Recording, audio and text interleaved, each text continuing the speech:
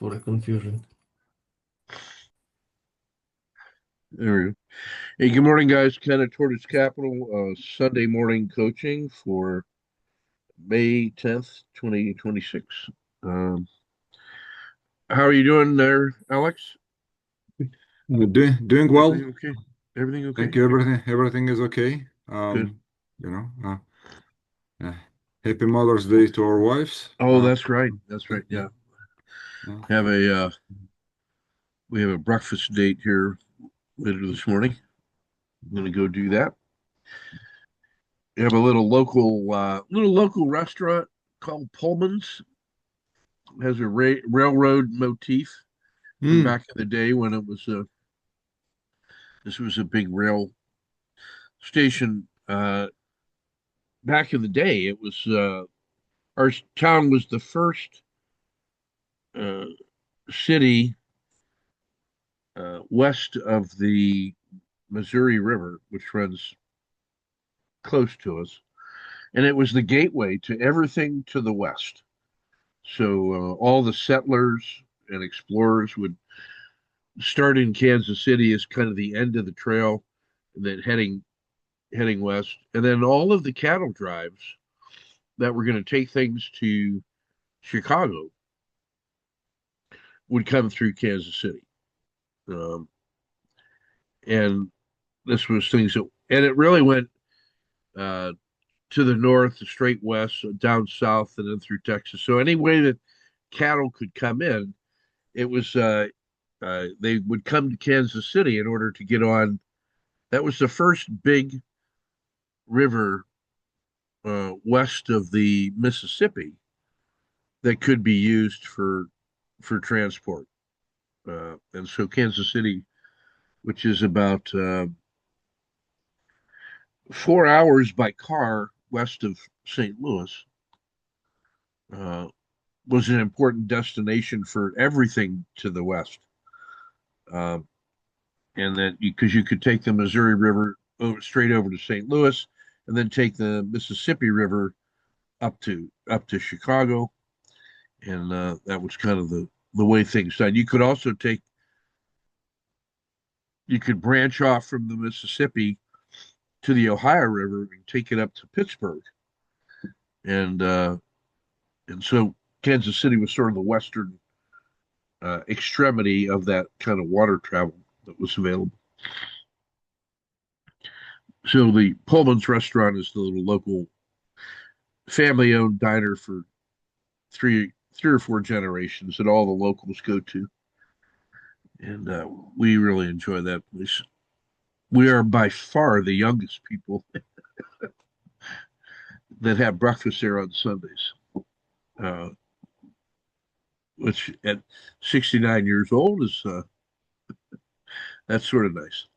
The other thing, let's see, yesterday was the last game of our spring recreation soccer season, and it got a little sad with some of my players that had played for me a couple, 2 or 3 years, and now they're going to move on to the higher,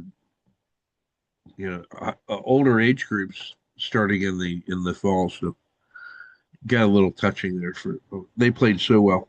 It was good. Anyway, that's everything from here. All is well, and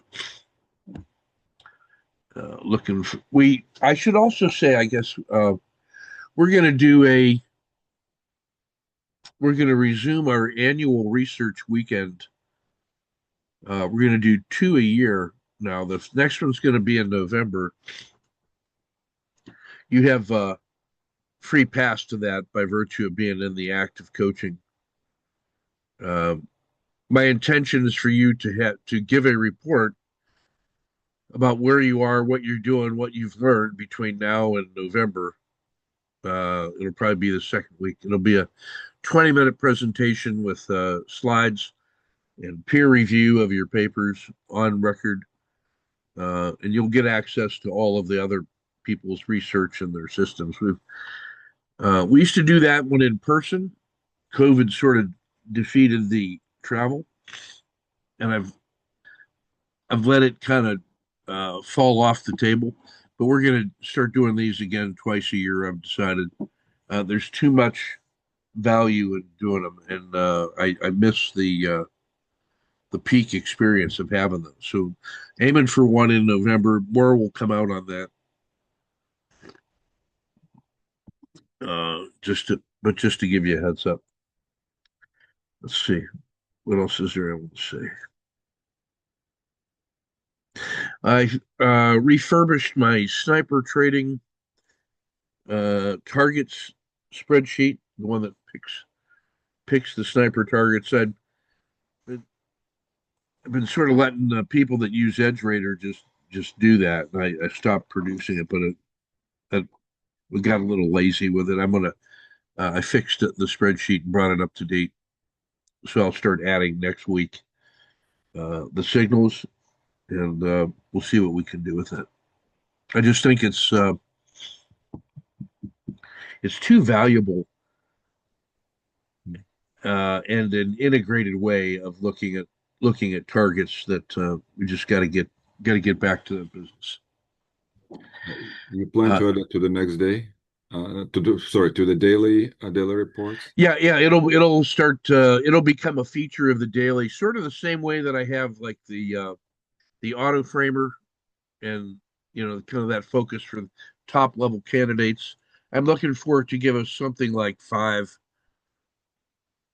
to 10 candidates that are in good position for 1 day sharp moves that could lead to good swing trades as well. So it's another way of looking at the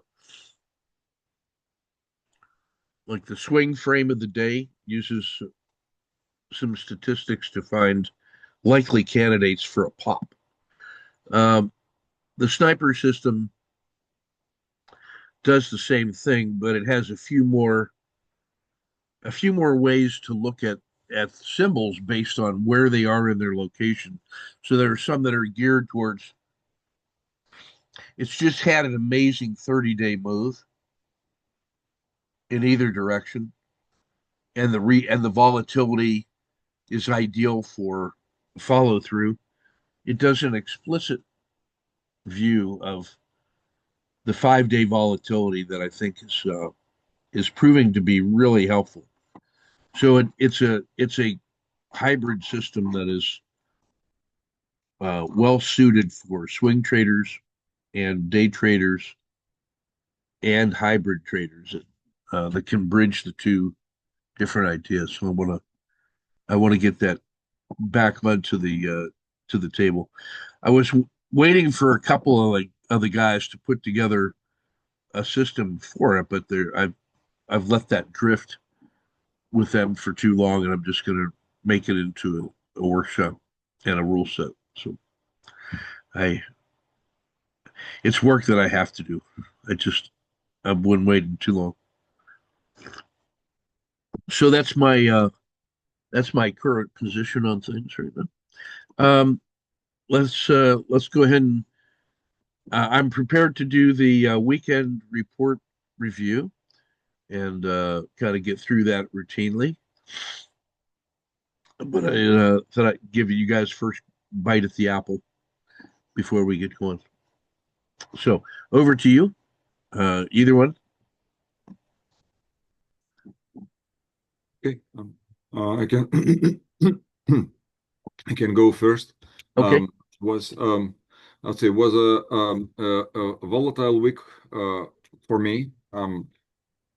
There again, it's that week where my conservative portfolio did better than their like a regular trading portfolio. Uh, And think that I found that kind of like evidence in a weekend report.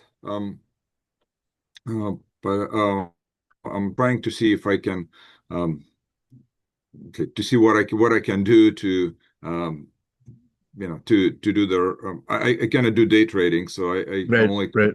can do like a Hey, daily Pushta, speed let me trading. interrupt That's and say, yeah, good. please, please make me feel good and tell me that that you've been following through with uh, Taiwan, South Uh, Korea, I yeah yeah Intel, and uh, Caterpillar.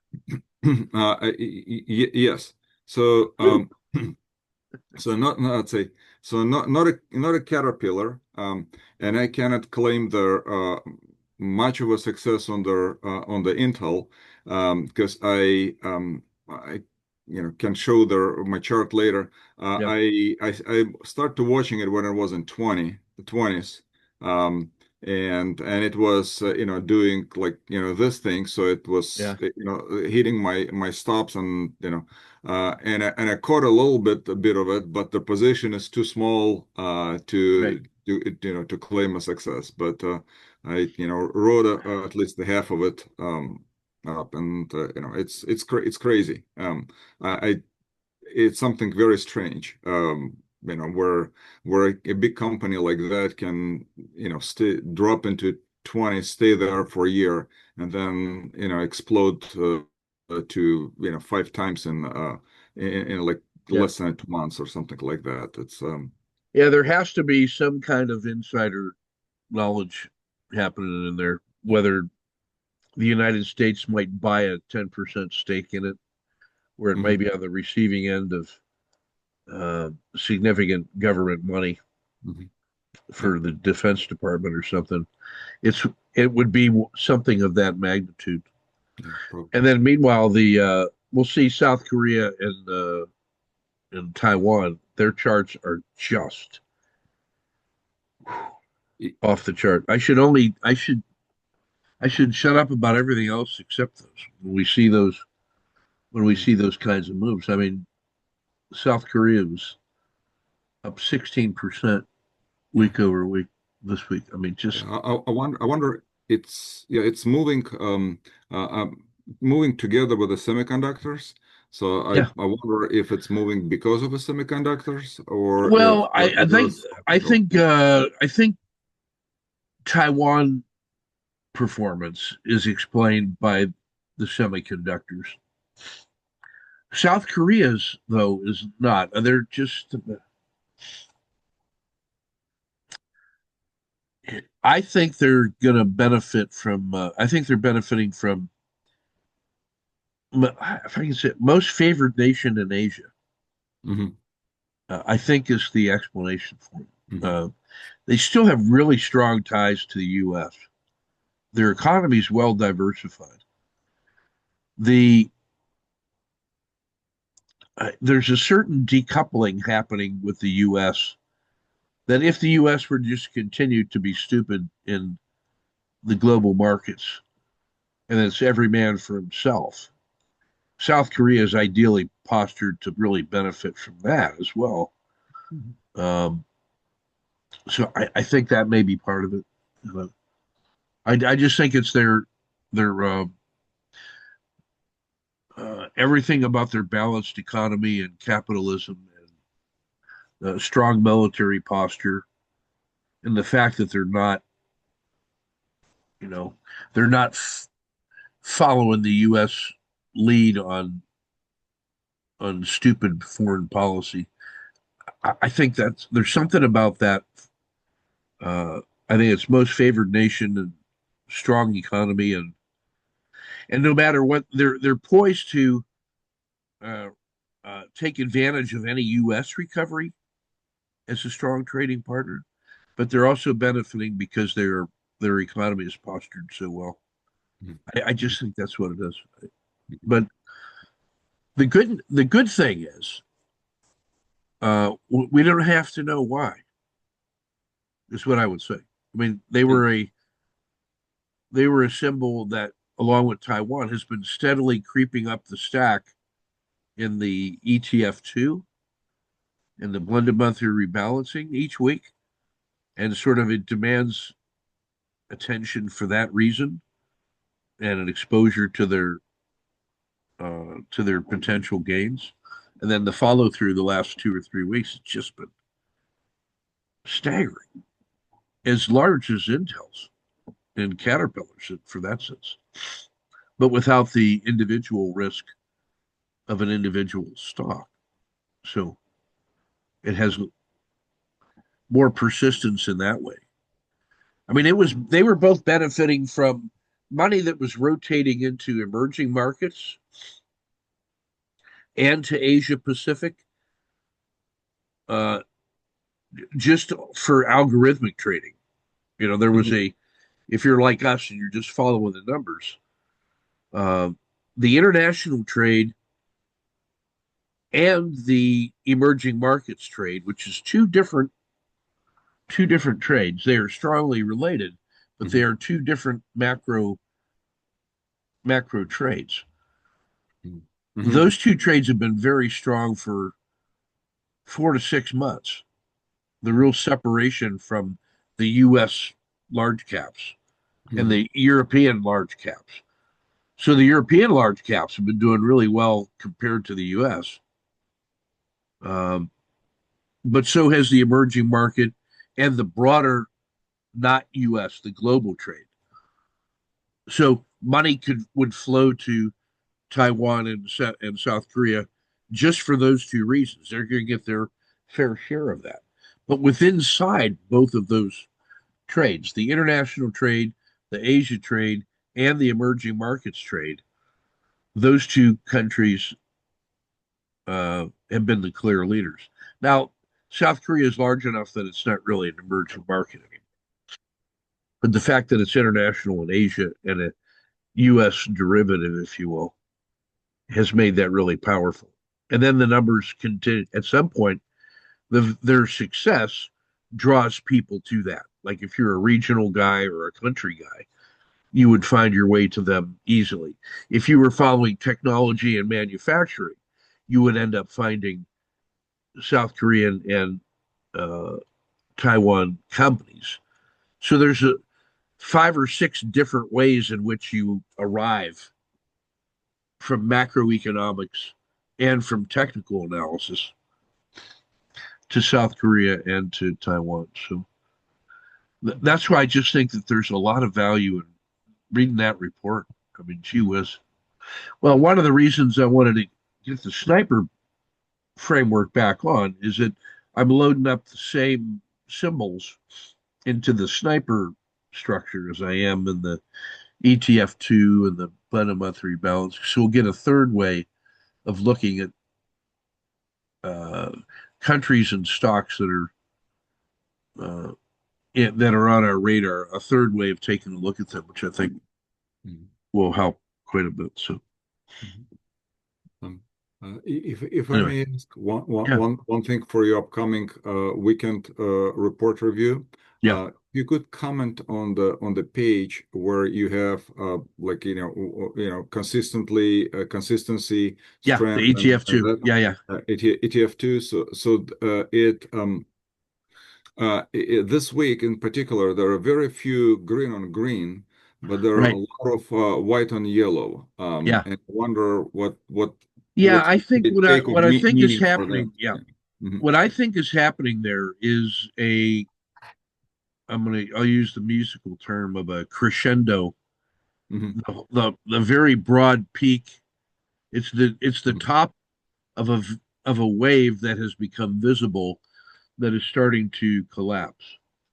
We're going to see that when we look at the U.S., uh, which is a microcosm of what the other countries are. Now, there's other countries and there are sectors and there are stocks that have been carried along on that U.S. recovery wave that are much better than the U.S. Hmm. But whatever strength they have received from the U.S. is starting to crumble because the U.S. wave is starting to crumble. Hmm. It's at a natural break point. And so when you get to that, I think there's been a natural uh, recovery um, and an unloading of winning positions to lock in gains because people that have gains are now taking a look at this and saying, you know what, it's sell in May, sell in May and stay away is Hmm. the long term rule that has a little bit of evidence for it. So, um, so I think there's a lot of things where big front runners have started to stall a little bit, and so that could take them out of the green. Hmm. but there hasn't been a really compelling alternative. Well, where do I shift to the next leaders? It's not so clear who that's going to be, which is troublesome when you think about from May to November. The November election for the US is so enormous and has so many consequences for picking the next winners. And what happens to the US economy? What happens to foreign policy? Are we really going to spend 1.5 trillion on the defense budget, an increase of something like 50%? Are we going to do that? Or if we don't spend it on defense, are we still going to spend that much money but spend it on healthcare and infrastructure? Or are we going to become fiscally conservative? So the answer to that question in November is so large that what I think we're going to see is, I would not be surprised to see, is the consolidation of gains and playing very short and then pulling money out of the market and off the table. That's that. If that is happening, then you would expect to see exactly what you described, which is many fewer symbols that are still green and a not clear focus on who the next winners are. Like there's been some research on the street that talks about, historically, this has been a pretty extraordinary move for the last 30 days. Like we're coming into the 30th day of rebound off the lowest low from the last swing down. So it's right at by which I mean 30 days ago, that market was at the lowest that it had been uh, since the most recent collapse. And then the 30 days since then has been historically amazing. Well, if you were going to get in, you're in. If you were thinking about preserving the gains you had made on the long side of there, there's a lot more people looking at trying to preserve gains than there are trying to join the party now, if I could say it that way.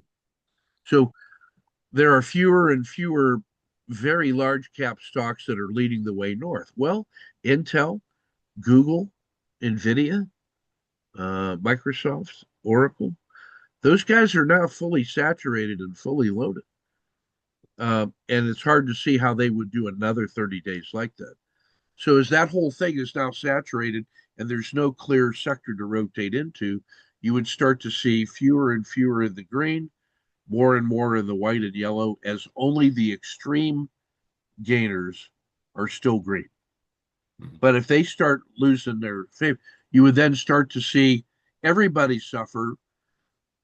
If that were the case, ironically, you would end up seeing more things that are in the green, because as everything comes back together, the people at the front of the pack, there's more of them. There's no more breakaway, if I can say it that way. Okay. So I think that's what's happening in that. I did notice that as well on the way in. That was it's something we'll look at again on the chart. All right, what else you got? Yep. No, I'm good now. Good. Good otherwise. Michael, what you got? How are things going? Right. It's I'm doing well, thank you. Things regarding my work. This week I concentrated on Reggetti, my symbol from last week.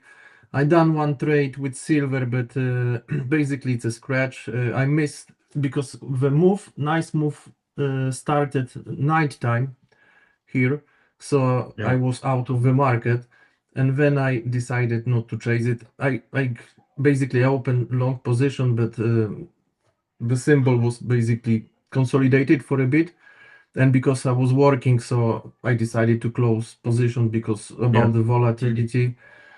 And that's it. And I show you maybe my regretted chart Yeah.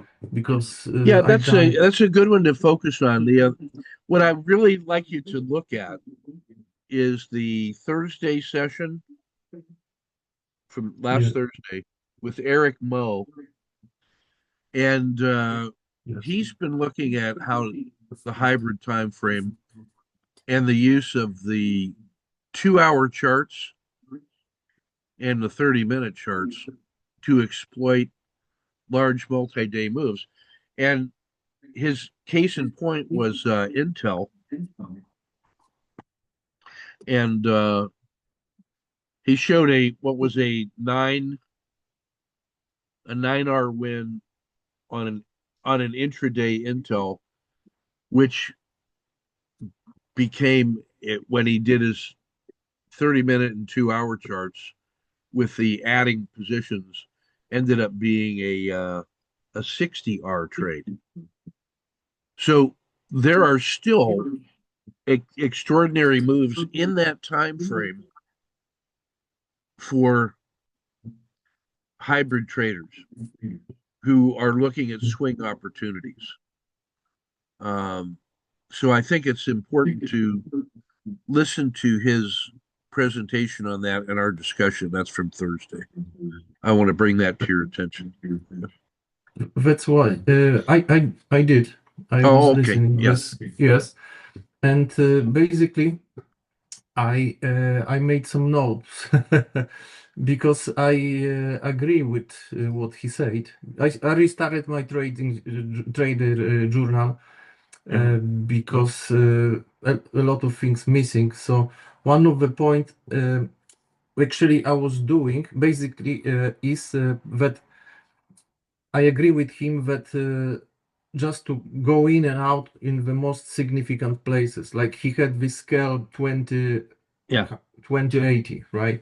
Yeah. So I think it's a good idea. The problem with me sometimes is that I catching Yeah. The myself yeah. in, yeah, I just want to catch the perfect move, so I can say, and happens when I get out too early and then I have a problem to get in, or Yeah. if the market goes sideways, my good plan basically sometimes disappear.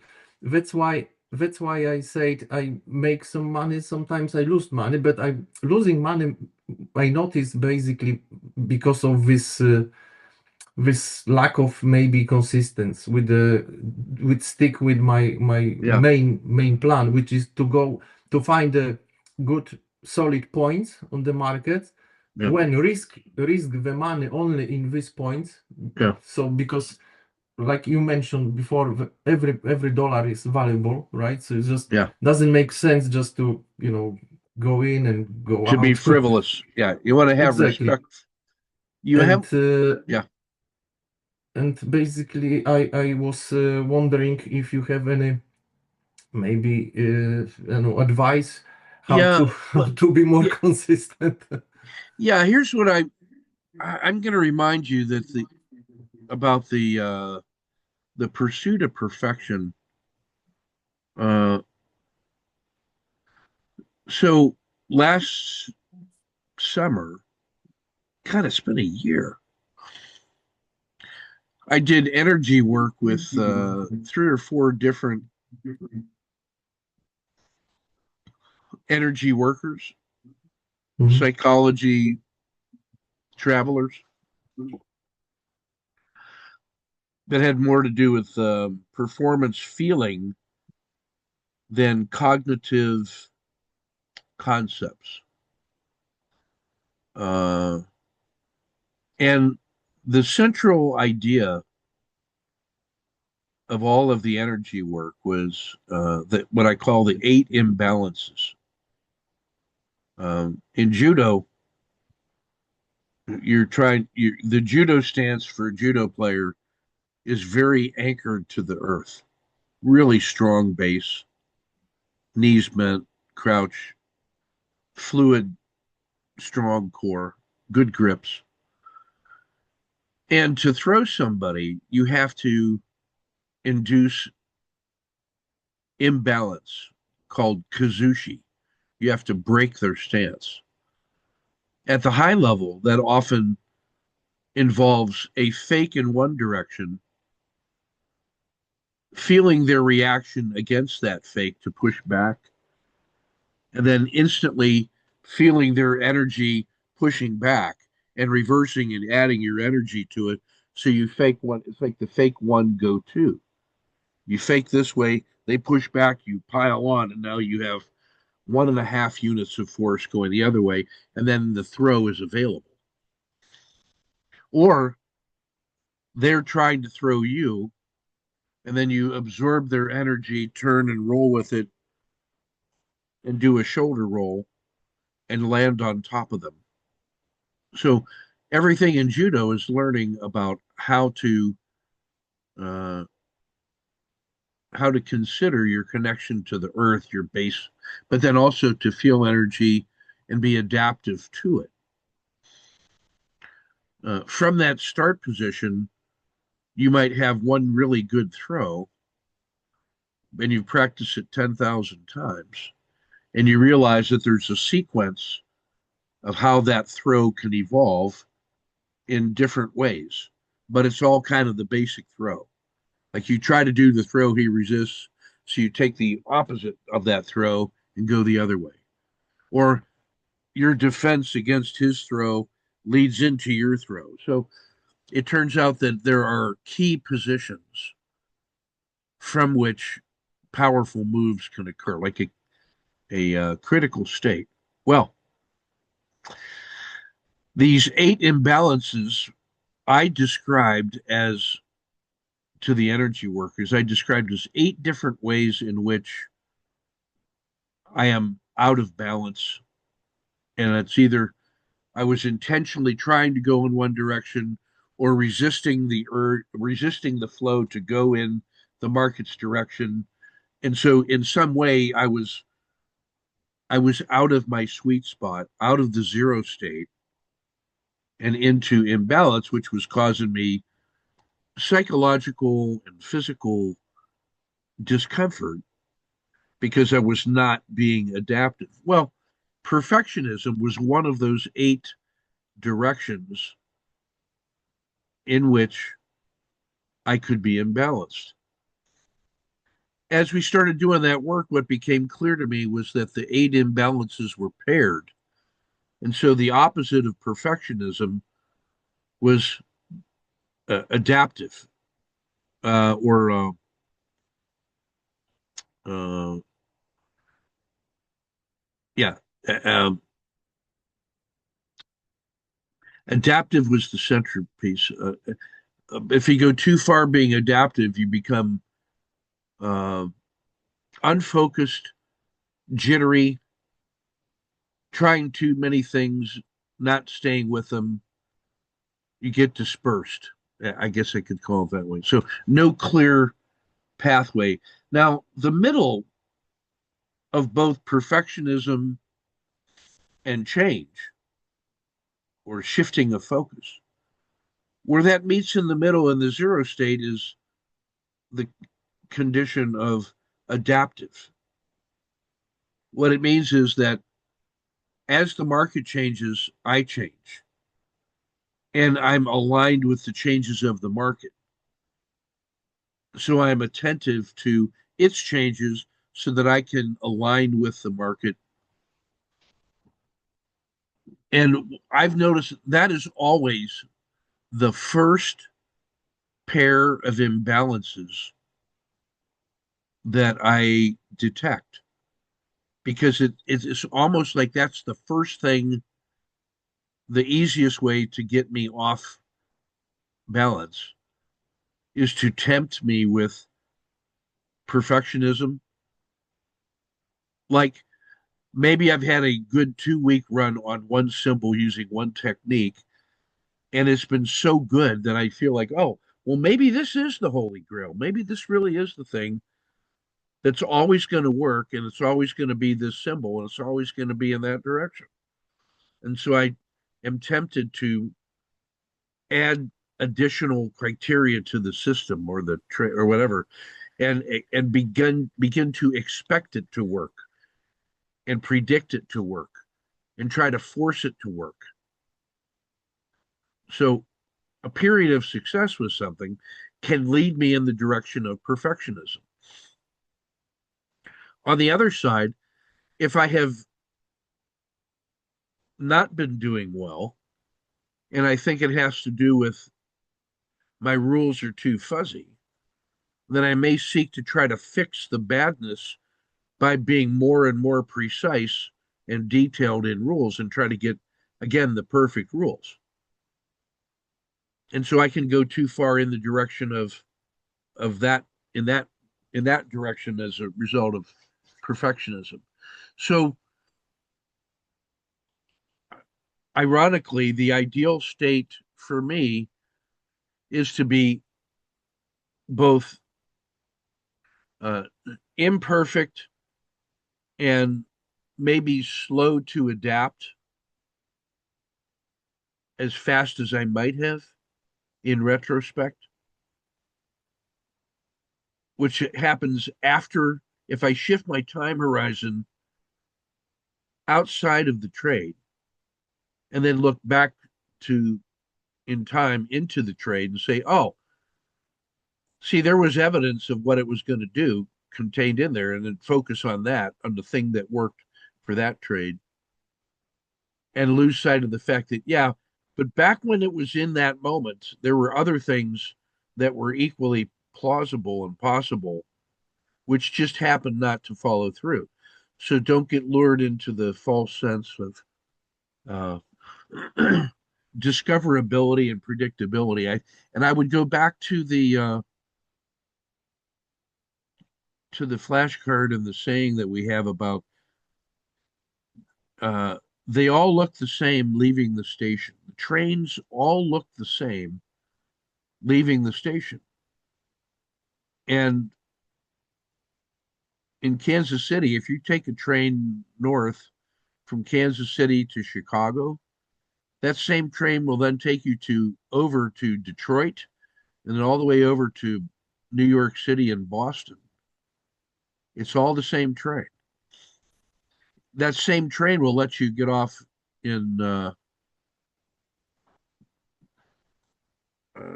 St. Louis and a couple 8 or 9 stations between Kansas City, and it's all the same train, and you can't tell ahead of time what the follow through is going to be.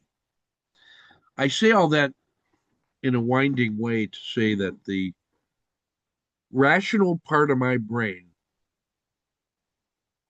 100% of the time, is looking for perfection and stability and consistency. I rationally understand that a 60% win rate is good when it is paired with a payoff ratio that is 3 to 2 or better. But at sort of like the central pairing of win rate and payoff ratio, I like to see 60% and 3 to 2 because I know that both of those are contributing to my positive expectancy. And then I can try to, if I can go from 60% to 70% win rate, that's a 15% improvement because 10 over 60, going from 60 to 70 is a relative, is a quarter improvement or a 1/6 improvement, which is 15%. That's a huge improvement if I could keep the payout ratio the same, or if I could maintain the 60% rate and go from 3 to 2 to 2 to 1, that's even better than improving the win rate from 60 to 70%, because going from 1.5 to 2 is an increase of 33%. So if I can make little subtle changes, keep a little more of a win, lose a little bit less on the luck, and make a systemic adjustment to that over half of my trades, I could be getting the same trades, the same patterns, the same approximate decisions and improve my performance 20 to 30% of retention of profits. So that turns out to be a very subtle adjustment, like tuning an engine to get the most horsepower out of it, rather than a complete redesign and remanufacture of an engine. So I would describe myself as a machinist trying to very finely tune that engine that I'm working on in the market that it's working. Are we going uphill? Are we going downhill? Is it sideways, choppy? That same engine has to be robust to a dynamically changing market. And I have to think about, well, what does perfection in that kind of multi-layered ecosystem really mean? Which part of that am I trying to perfect? And why do I think that trying to perfect one little aspect of it would allow me to neglect all of the other components of that ecosystem? So my sense is that alignment with the drivers of the market, whatever that may be, is more important than precision and perfection of the temporary rule set that's working the best right now. So what that means is you have to be grateful for imperfection. You have to be grateful for not being as perfectly adaptable as you could have been in retrospect. There's a certain, if I was going to grade the traders A, B, C, D, and E, there are times when particular trades are A's and they were just working, and then sometimes those become C's and E and F's. I want to be consistently B, above average, the second mouse, not perfectly adaptable this time, but adaptable every time. Adaptable enough to know when to come off of the perfect trade that's working now. That is reflected in the decision rule about keep 70% of anything that worked. That no matter how compelling the idea that finally took off and was the rocket ship north and all that, is that it's more important to preserve 70% of that move than it is to squeeze every last dollar by being perfect at the top. Early in your journey of adopting these beliefs and systems and listening to my advice and my babbling and all that is going to come back to that frustrating, almost ironic sense that when I trade up, I actually wrote a process this week to capture that idea that the initial trade-off between perfection and adaptation, between the best and the good, you hear that discussion all the time. The best is the enemy of the good. That good enough is actually good enough long term. If you're good enough long term in every situation, that's better than trying to be perfectly the best all the time. So if I was going to use Hegelian dialectics, I would say, you have the thesis and the antithesis, these two competing ideas, they just fight each other out. The resolution of that tension is acknowledgement that both of those things are important, and then you get a synthesis. Here's what I learned this week, or was able to articulate to somebody else for the first time, that the tension between perfect and adaptation is accommodation. That you accommodate the fact that sometimes I'm going to be hot, sometimes cool, sometimes I'm going to be doing a little better, sometimes a little worse, but that my average move is good and there's no disasters. That's an accommodation. there is an alternative to accommodation, which is neglect. That if I had some initial tension and I resolved it into rule sets that on average were doing really well and just stayed with that and never continued to improve, I could be drifting into uh, underperformance by losing my attention to detail for that comes from the pursuit of perfection. So the alternate of accommodation is an unnamed shadow of, I would say, is neglect and unmindfulness and drifting. When you wake up and see that, sometimes you then say, oh man, it's been 6 months since I actually did a formal review of my monthly performance. And if I go back and then look at that and say, oh, you know what?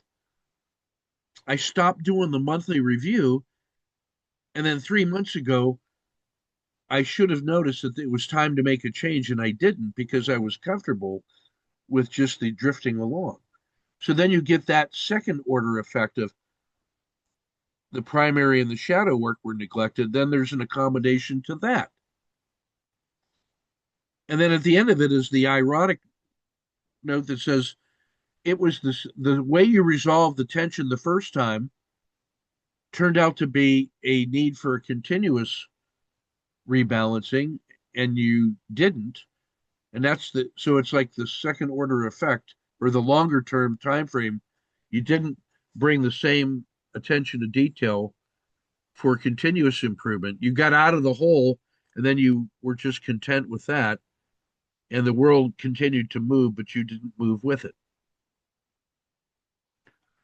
Now that took me 15 or 20 minutes to try to explain, and I don't think I really addressed your initial concerns so much, except I also think that I did from my point of view, which is that you have to be, I'm going to try to oversimplify it in order that we can take good, effective action. That one of the rules of the road, one of the trail boss wisdom of the trail is that you got to get used to just being uncomfortable when you're on the trail. Like, I'm going to put it in practical terms for Army work.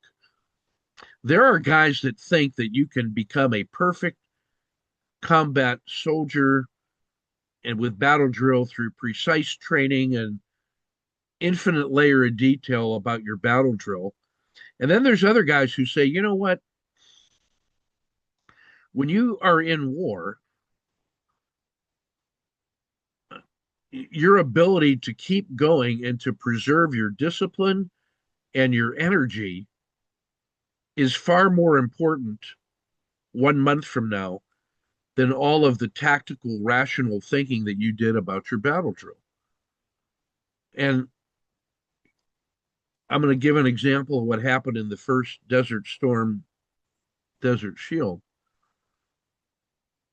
We were fighting Iraq, and for 6 months, we had them pinned down in their battle positions in their bunkers, and we were just bombing the hell out of them. And for 6 months, they went without, showers, hot food, what we called field services, the things that undermine your energy level every day. When you're cold, tired, hungry, and weak, and you get a change of clothes and a shower and a hot meal and 8 hours of sleep, you are a new man. If you deny that to people, I don't care how good they started 6 months ago, they are just ready to quit at the first opportunity. And trading is like that you can just wear yourself out in pursuit of perfection and not have the energy that you need so that when the next signal comes along and you're supposed to do what you did and you're just tired of, hey, the last 20 times I did that, it didn't work. And so this time I'm going to take a shortcut and not do it. And it turns out it didn't fire. And you say, oh, well, you see, and you start coming off of the discipline of your chosen rules. And then when it happens, you miss the signal and didn't follow through. And then you beat yourself up and then you try to pursue perfection again. So there's just a certain amount of, hey, it's a 3-2 coin flip that pays 3-2. If you can actually find that system, boy, that's a 4-to-1 payoff when you combine those two facts. So I want you to keep trying to pursue perfection in your rule set to find out really where the long-term persistent advantages. It's when I've ruled out all the other things and I don't know why it's working. That's the thing that's working. It's so something in there that's the persistence and the resilience are kind of working. I don't know how to say it any other way at this stage on your journey or in my stage No, of the but journey, whatever it is, but it's just the fact that, God damn it, that's part of the hardest thing to explain to non-traders. Like a non-trader would look at a guy with a positive expectancy system and say, what is your secret formula? What is the holy grail? And I'm going to tell you, it's showing up. I actually wrote something about that. Maybe it was even yesterday. It was like showing up is better than perfection. Like showing up is at a greater than perfection. I think it was in yesterday's note. That was the end result of that same line of questioning and curiosity that you asked me. You just made me revisit this pain and suffering of the whole week trying to express that.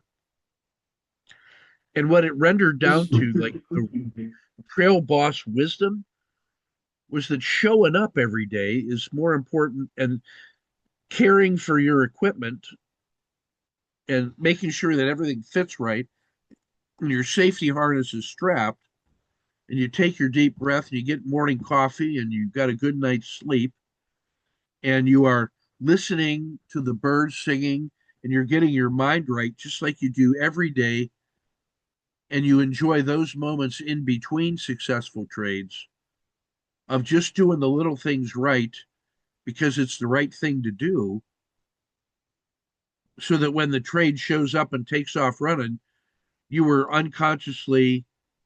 consciously ready, and your hands and feet took over and did the right things. And then you caught up to the fact that, oh, I've locked into a really good trade. This didn't stop when it was supposed to stop. I can keep going. And how do I get on the front end of that? Maybe this is the run that pays for the whole year. That can happen too. Uh, I was way too slow to get out of the story stocks 3 months ago, 4 months ago. I gave back 50% of that money and should not have. I am just now getting back to where I should have been if I'd followed my own damn advice on retaining 70%. And I got to remember that all the time. That was extremely frustrating to me that I was able to find those big runners and then let my success on those things talk me into staying too long. I gave back way too much money. In one of my accounts, in a speculative account, I had grown that thing to 120,000 and let it come back to 65. It's now back at 90, which is where I should have been 2 months ago. And if I had done that, instead of going the same trades, I followed the rules and got back in and exploited, and I went from essentially 60 to 90. I should have been from 90 to 135. That's the opportunity cost of neglect and pursuit of. I had perfectly executed what I think the story stocks, and I let that make me neglect what I should have done. So I just live with that. And at the same token, I say, well, even with that imbalance, even with that little bit of imperfection, the fact that I am at net at 95 on that, compared to where it was at the start of the run. So like, oh, what are you complaining about, dude? I'm complaining about my lack of perfection. Oh, okay. So live with that. So I don't have an easy answer for you on that, other than Oh, it's you got okay. to get in there and keep shoveling coal every day Ken, and thank you live with very the much fact that for you're gonna get calluses on your hand, and it's gonna be field living is rough living, but it renders down to the essential elements. You quickly get rid of the things that were over perfection, and that success will breed confidence at the expense of humility, and you'll think it was you all the time. Yeah, it really was me. Partly it was you, but mostly it was the market doing what it does. That changes faster than you do. And so you're always going to be trying to. So it turns out that what lives between perfection and adaptation is the verb of balancing, recovering your center of gravity and being a tumbleweed in the wind and always being rotating. It's like here's a good picture for the physics majors out there. If I have a large ball that is spinning and I have a smaller ball on top of it that is spinning, in order to remain in that balanced position, as the bigger wheel changes its spin, direction, magnitude, the smaller ball has to adapt to that in order to. It's like watch guys that are log rolling.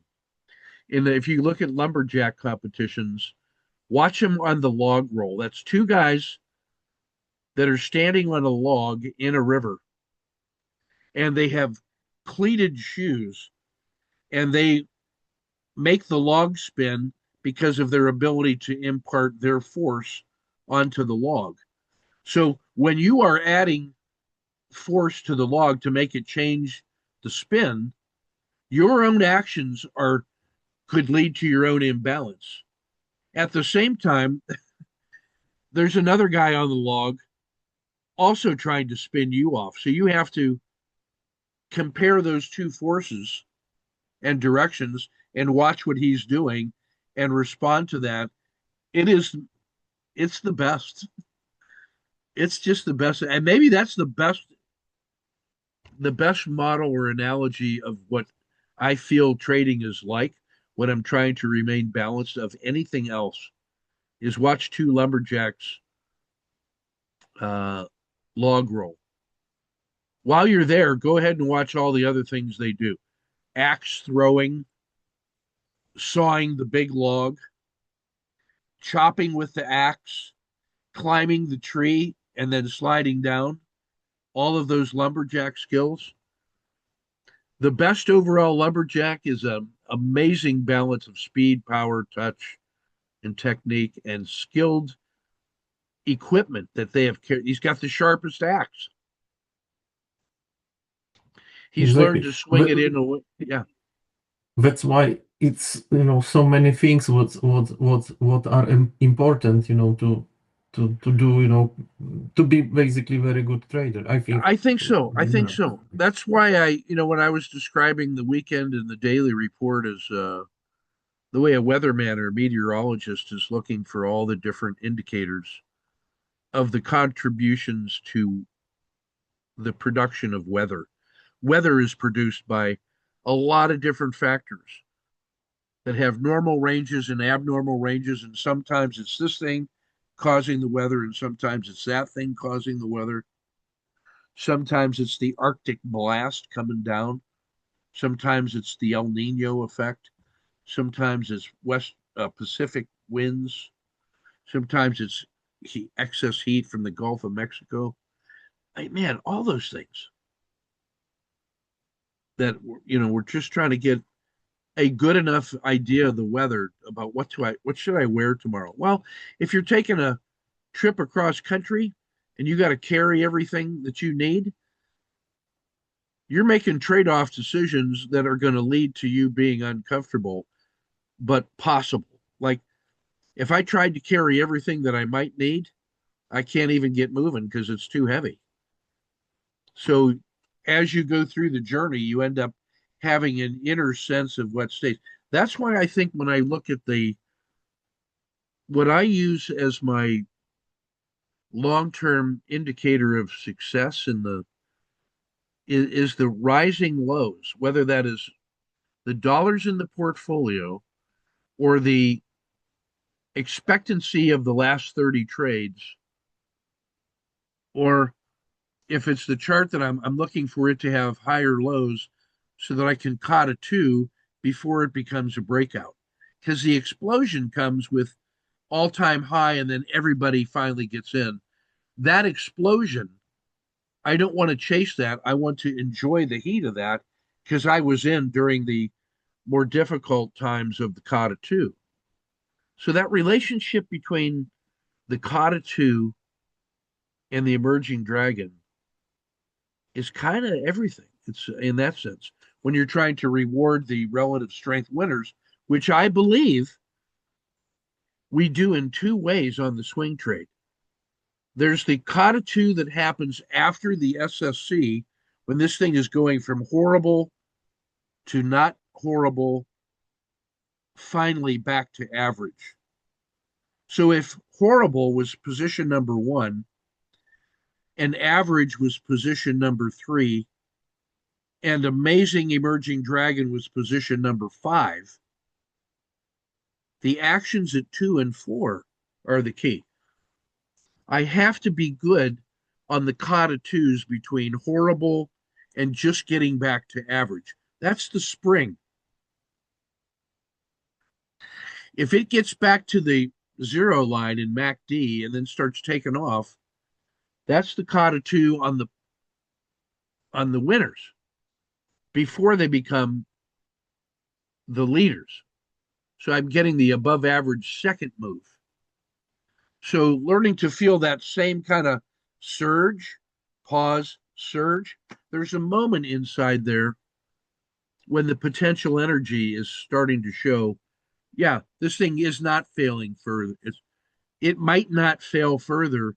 It might go longer. And that turns out to be enough of a hint for you to get in and then position size into success for the runaway winner. And that's why watching Eric Moe's trade, it was 9R on Intel and 60R using the Hogard press and the recognition and adaptation in there. 9R is Was the it? beauty.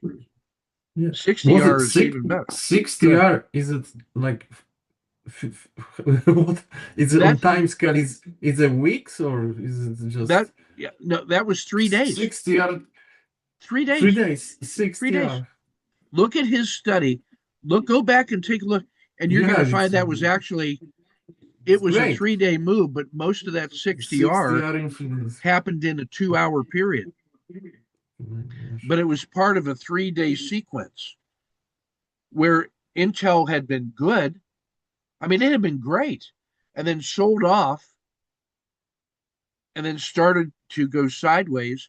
And he just put the rule of 4 on that, and then executed with the breakout.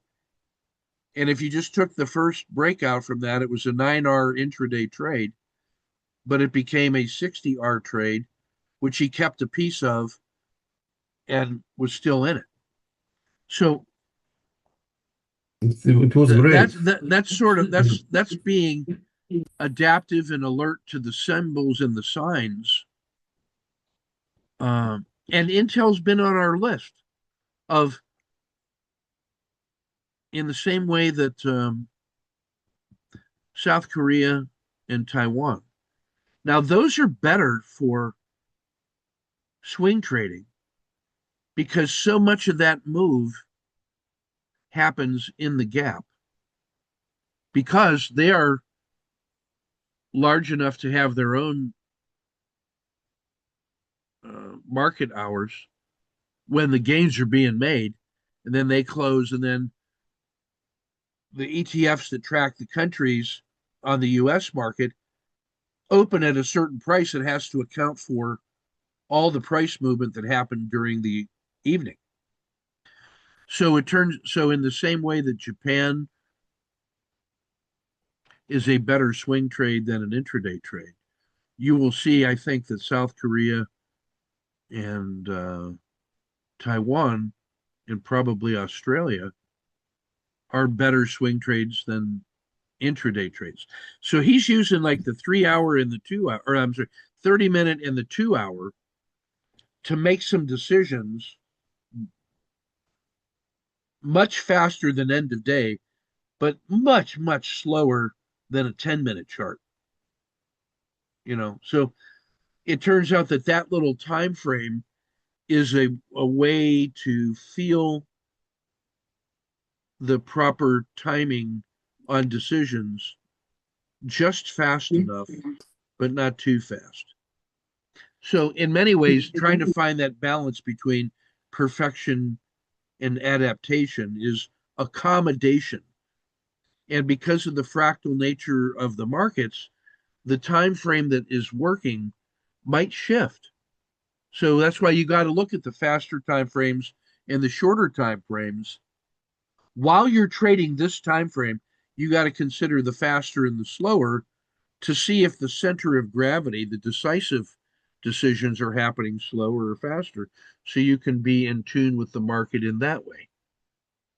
That's about everything I can say about that It right was now.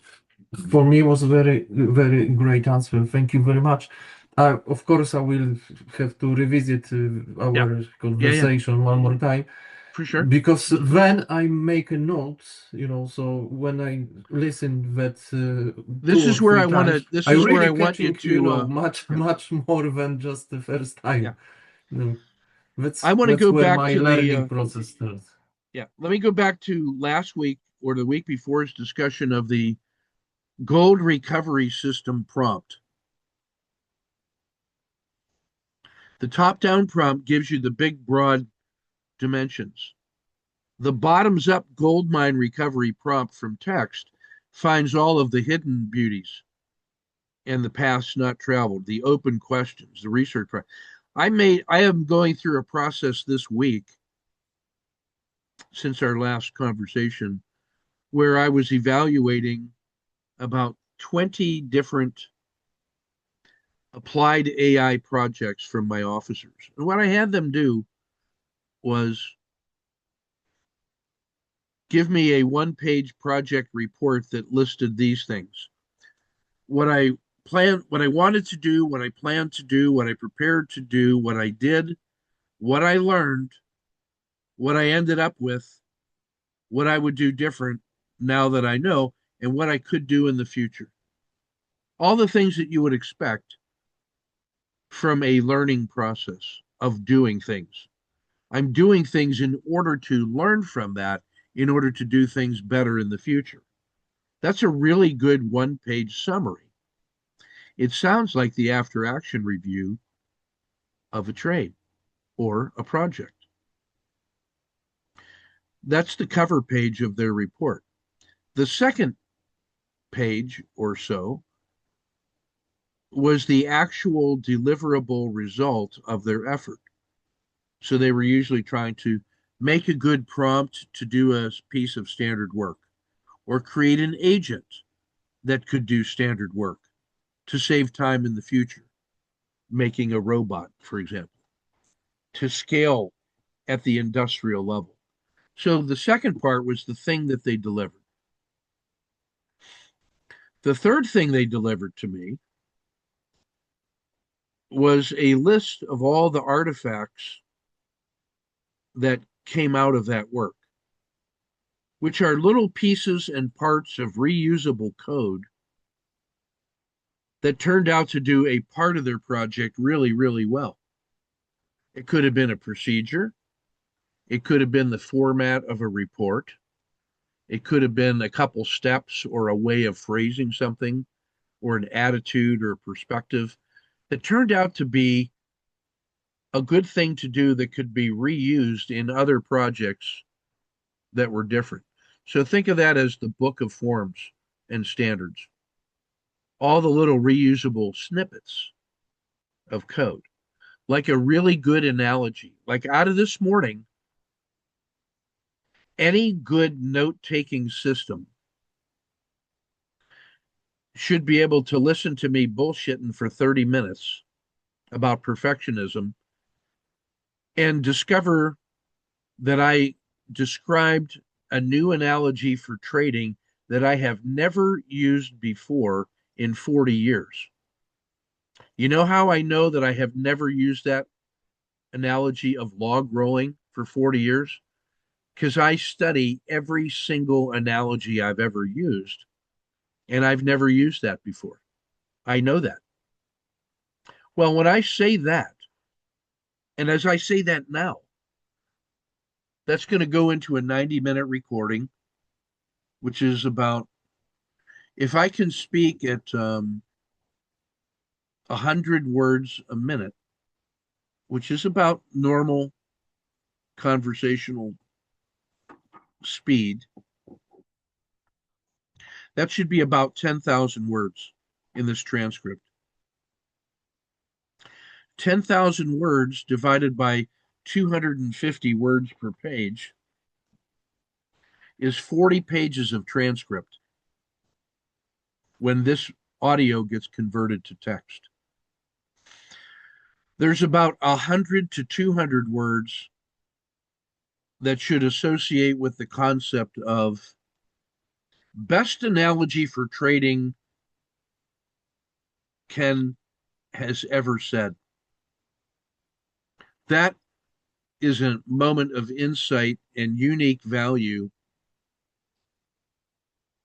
a diamond, if you will, contained in 90 minutes or 10,000 words of carbon coal with a bunch of other things going on.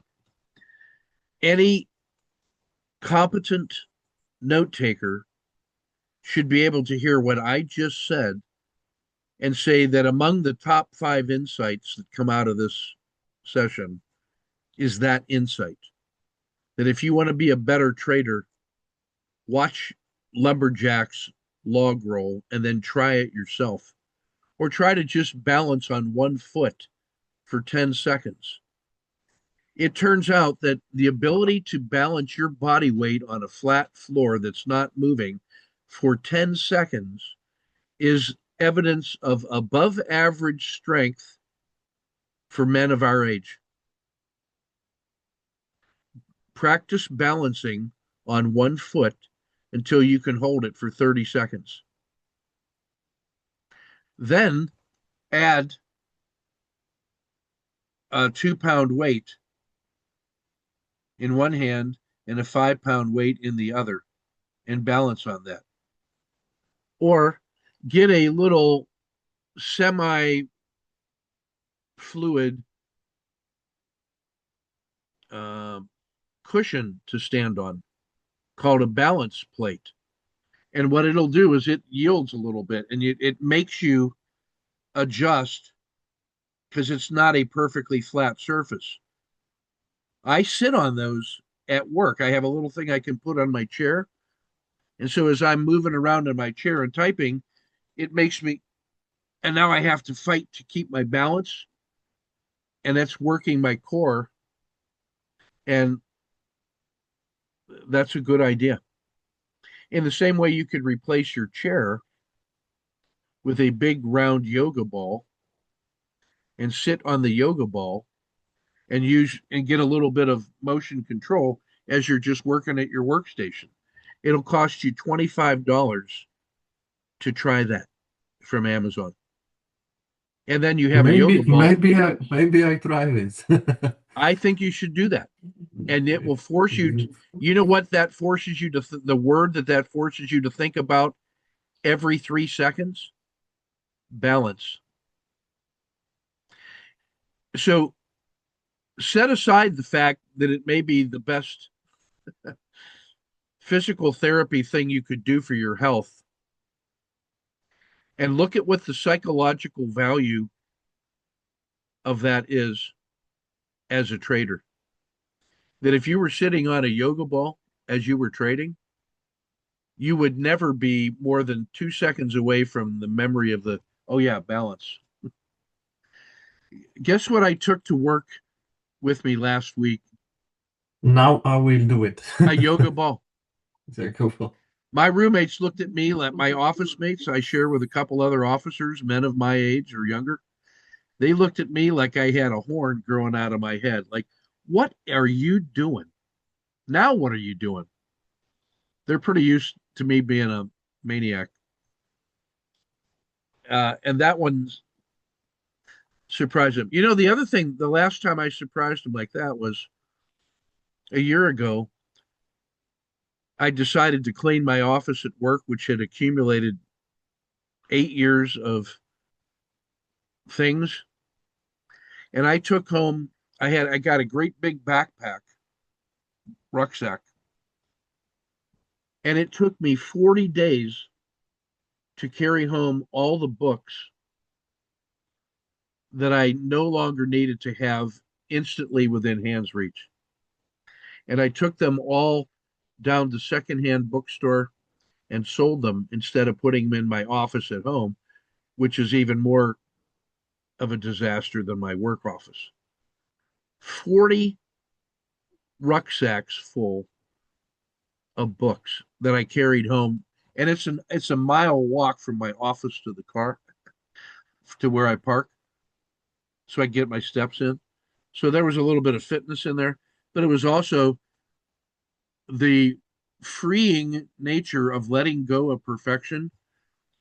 I was buying so many books every year, $10,000 to $20,000 worth of books every year. How many of those books did I read? 2%.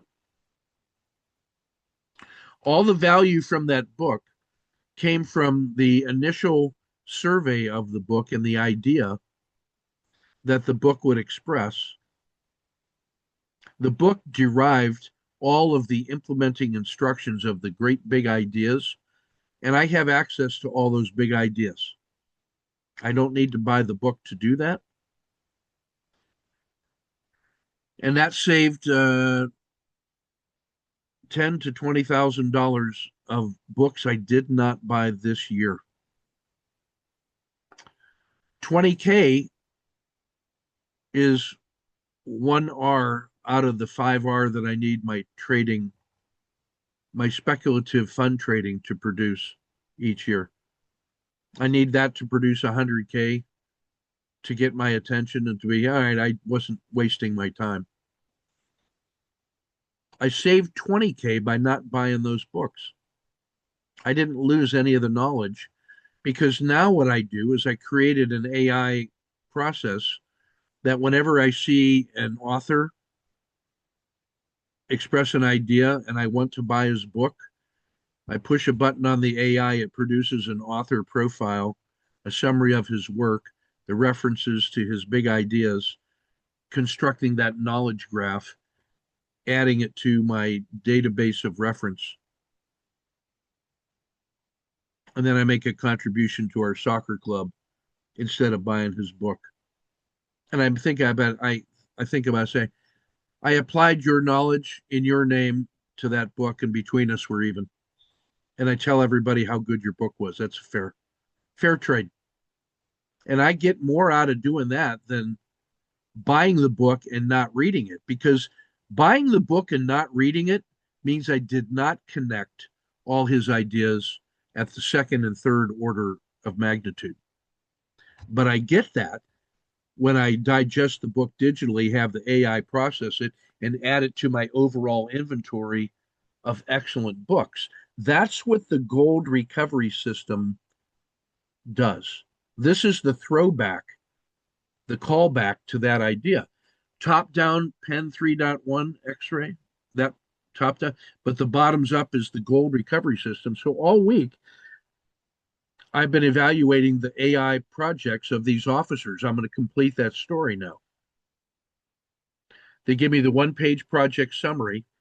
They give me the one-page artifact production, the thing that we're trying to do. They give me the list of all the incremental artifacts that they discovered. And the fourth thing they give me is the complete list of all receipts in one giant text file of everything they did with that project from start to finish, prompt, recovery, a response, iterations, and all that. And the gold recovery system goes through that systematically to find out all the good things. When I run that gold recovery system on the transcript of this session, it will find the two things that I just said: the importance of the log rolling, the importance of a shift in attitude about my books, the importance of the yoga balancing ball psychologically and emotionally, and the change in behavior of releasing the need to be perfect by buying all the books so I could read them and know things that other people don't know as my edge, and an actual implementation of that idea through the use of the AI to actually gain the gold of the ideas and incorporate it into my. That's five big things that are more important than the precision of where should I make the entry on a SSC, on the 1, 2, 3 entry, or when it crosses the spine of the dragon. I will say yes, just enter it. As long as you are in the bottom quadrant of your rule of 4 framework, you're okay. Let it be. That's what you should get out of Eric Moe's discussion of the Intel trade. So when you go back and look at that again, listen to that idea, how he used the rule of 4 to simply set up and it was just something he noticed. He happened to be looking at Intel because we've been looking at Intel, and on his time frame, he saw the clear top, the clear bottom, the failure to fail further, and a few hints that there might be some buying pressure. He put the rule of 4 on it, had an automatic entry. It blasted through there. He got long. His keep 70% rule turned that into a 9R trade later that day, just on its own. Because he was using the Hogard press on it, he got 60R out of it. I'm going to stop talking right there. Don't forget that. Don't forget how. I won't. Now, if I told you that, now what you want to do is take notes and go follow that trade. I will. While you do that, you might forget the 4 things, the 5 things I just said: log rolling, yoga ball, don't buy books, but digest the knowledge, and manage your workspace in a way that is integrated for fitness. It's all part of the same thing. Those 4 ideas are long-term persistent. That's part of that goes all the way back to my discussion of when you put guys in a locked bunker for 6 months and no hot food or rest or clean clothes or a shower, they're done. They have no energy left to do the right work. That attrition is what happens to you if you don't have a way to regenerate combat power. You have to be able to regenerate life force and energy. Professionals design systems to preserve energy, leverage energy reliably, and secure energy. That's the difference between a professional. So that on your worst day and you don't feel like it, your systems take care of you. All right, that's that. You ready for some weekend report? Yes, thank you very much one more time. Yeah. For me, was very valuable, and I appreciate it, Ken. So that's 90 minutes. It took us 90 minutes to say all that. Like, yeah, that's 10,000 words. Let's see, share and screen 2.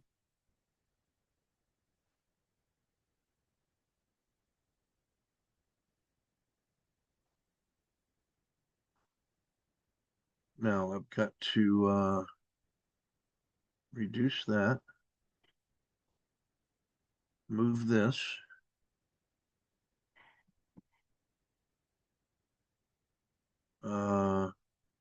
Move that,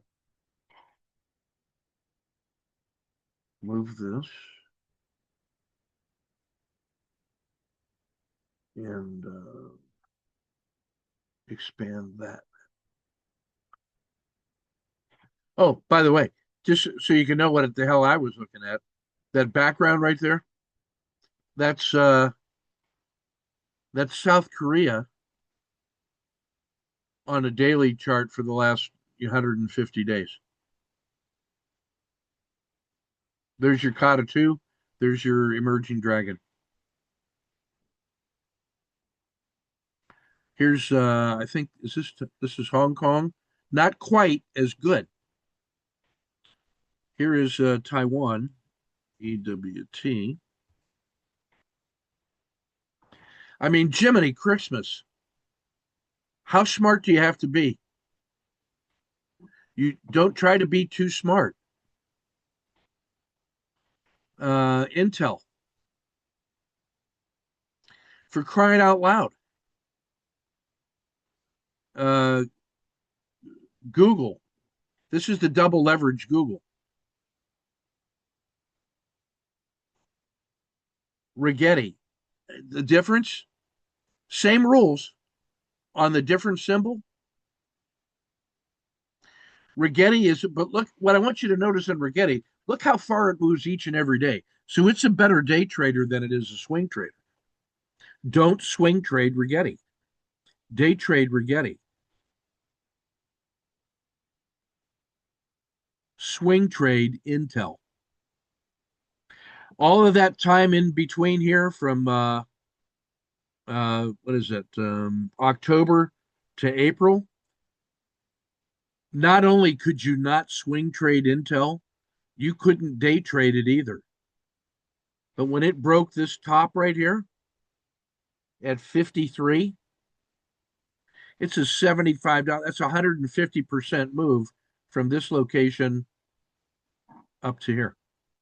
Intel, historic move. Even if you didn't get that first leg after the big gap and then the doji resolved to the upside, you still got to move from 84 to 124. That's a 50% move from here to there in 10 days. If you don't have a way of seeing those every day as the little signals accumulate, then you're missing the opportunity to swing trade the longer time frame. And yeah, so that's what I'm going to say about that. Silver. Silver is just starting. It just broke the PSAR. But this was the great big run in silver that was so enjoyable in double silver from 70 to 440. That's a 700% move, 600% move. Smash. Now, could you do something like this and just say, start with this? There's your 30-day bracket. If you don't have an automatic purchase on silver AGQ at 145, you're not paying attention.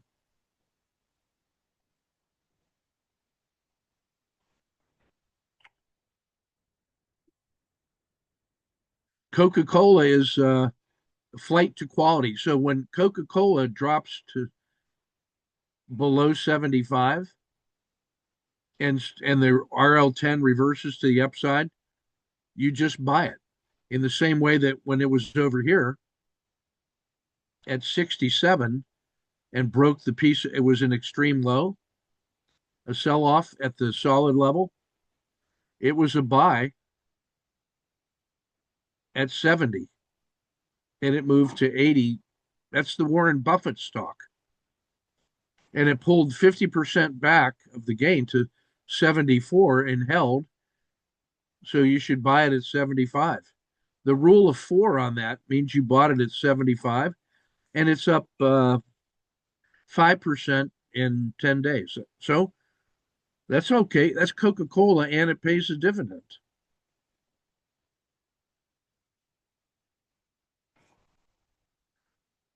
Watch how fast I can evaluate 50 symbols.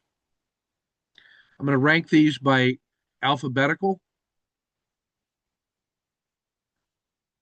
I'm going to put it on a 3-day time frame, just so it's a little easier to see.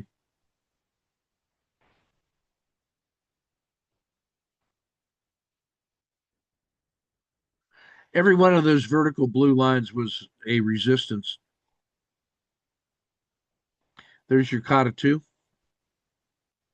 on clean energy. Right. So here we go. Alcoa. I love this little consolidation right here. That's a fence sitter in the sniper, ready to break out from in any direction. That's a 3-day doji right there. So this blue box is the 10-day. This black box is the 30-day. So if I go back to the daily,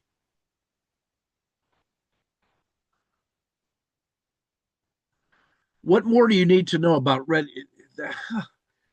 You buy Alcoa on a breakout above 54 because within the 30-day window, it's in the bottom third. Sell off, range compression, sideways motion for the last 8 days, range compression ready to break out.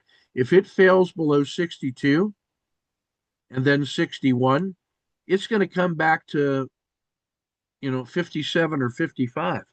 And the upside is there. There's the river right there. So Alcoa. Could I turn that into a swing trade frame? Yeah, I just did. Silver. If you bought in the lows down around 100 and you're holding 135, that's a 30% gain in 5 days. You better be preserving that. Can you see that? Especially when yesterday there was a big gap up. It could not make a new high and closed below the open. That should have been an exit in silver. It's a swing trade. It's all downside. But a breakout above 138, I'm buying it because it might go through 144. And if it does, it's got all that upside. Silver could be crazy. It's been crazy before. AI. Wow.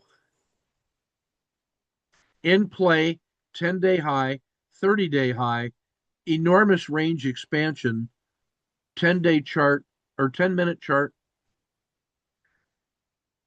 Look at that move from 9.25 to 985, and the difference between the close and the VWAP. That thing is in play. It is above the previous day's VWAP.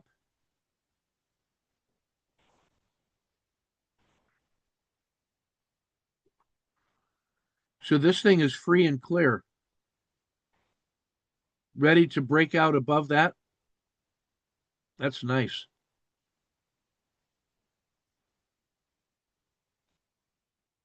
Free and clear, 30-day high. AI, ready to go, ready to pop. AMD. Now, what I just did was a very rapid scaling and focusing in. AMD, same thing. That's the whole semiconductor. I'm just going to leap ahead and look at the semiconductor USD.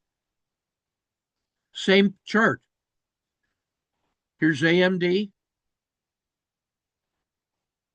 USD, Intel. The whole semiconductor is doing that. NVIDIA. So if you weren't sure which one to get, you could just play USD.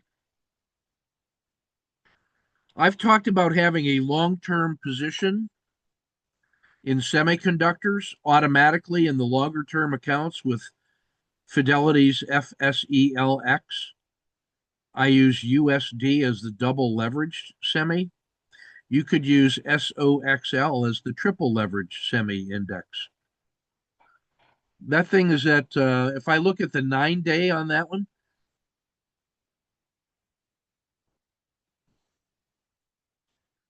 that's the semiconductor index going back 10 years. Look at the breakout even here from 64 to 94 in 20 days. We've been talking about semiconductors in here for a while. And that's not the only time semis have ever done that. They do that routinely. Do you think anybody that owns semiconductors is going to sell? No. That's what the future looks like right there. So USD to me, or Fidelity FSELX, that's why you got to pay attention to that. So that whole thing now comes out of looking at AMD, comparing it to NVIDIA, comparing it to Intel. If I had Taiwan Semiconductor on there, TSM,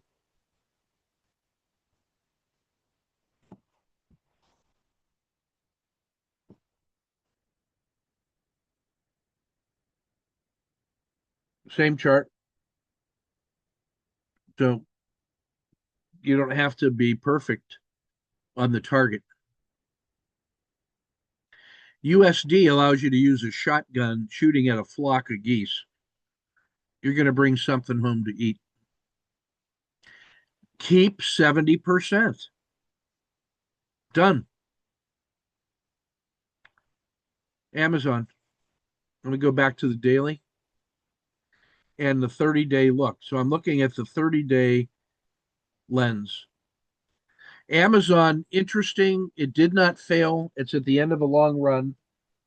That's a 35% move off of this 30 days ago. From that little doji,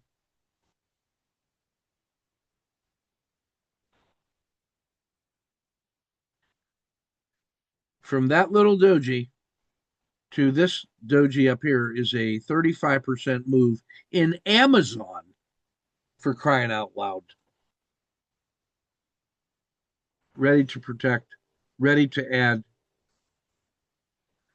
AVAV. Oh, jeez.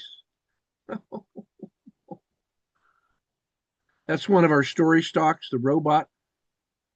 That was a move from over here, from where it is right now, 160 to 400 to 200 to 400 to 160, and now terminating in the tiny little doji at the end of a 10-day run, at the end of a 30-day run. That's a move from 224 to 160. That's $60. That's a 25% sell off in 13 days. AVAV. Bitcoin.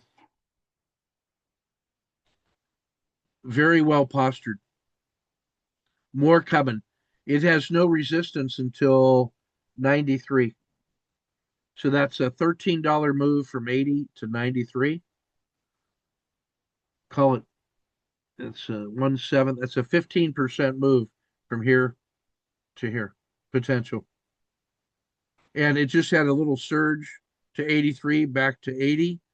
That's an intraday trader. That's the 10-minute chart. That's hard to trade. 2-hour chart.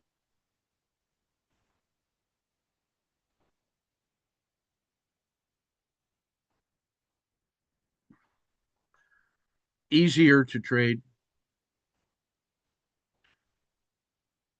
30-minute chart. easier to trade. So Bitcoin may be something that maybe it's a daily trade. I think it's the daily trade the daily time frame framed properly looks easier to trade to me. So I can just be fractal in that dimension. All right, Bitcoin. Caterpillar, beauty. There's a buying opportunity coming.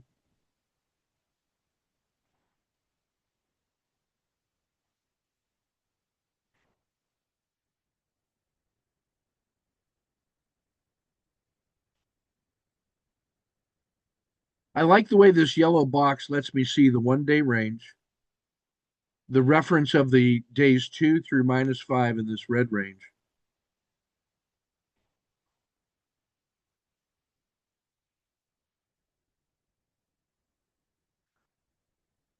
Uh, if I made that, let's see.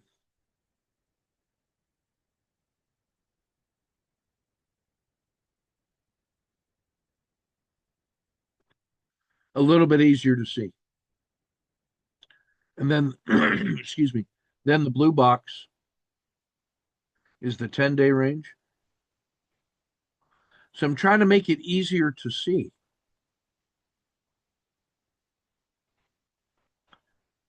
Yeah, that's easier to see. And then this black box is the 30-day range.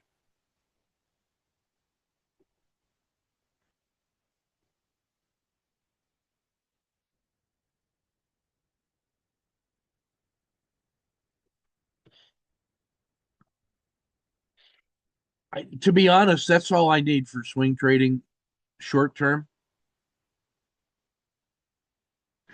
The longer term reminds me to go look at, oh, yeah, that's the 150-day range.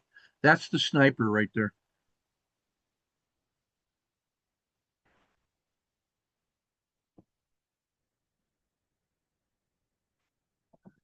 So Caterpillar, long term hold.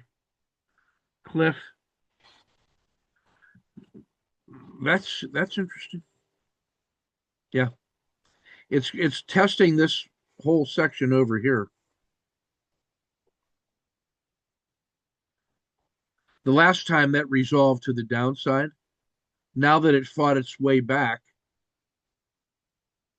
if it breaks out of that above 1130, it could get us up into this region here. That's the potential upside of it.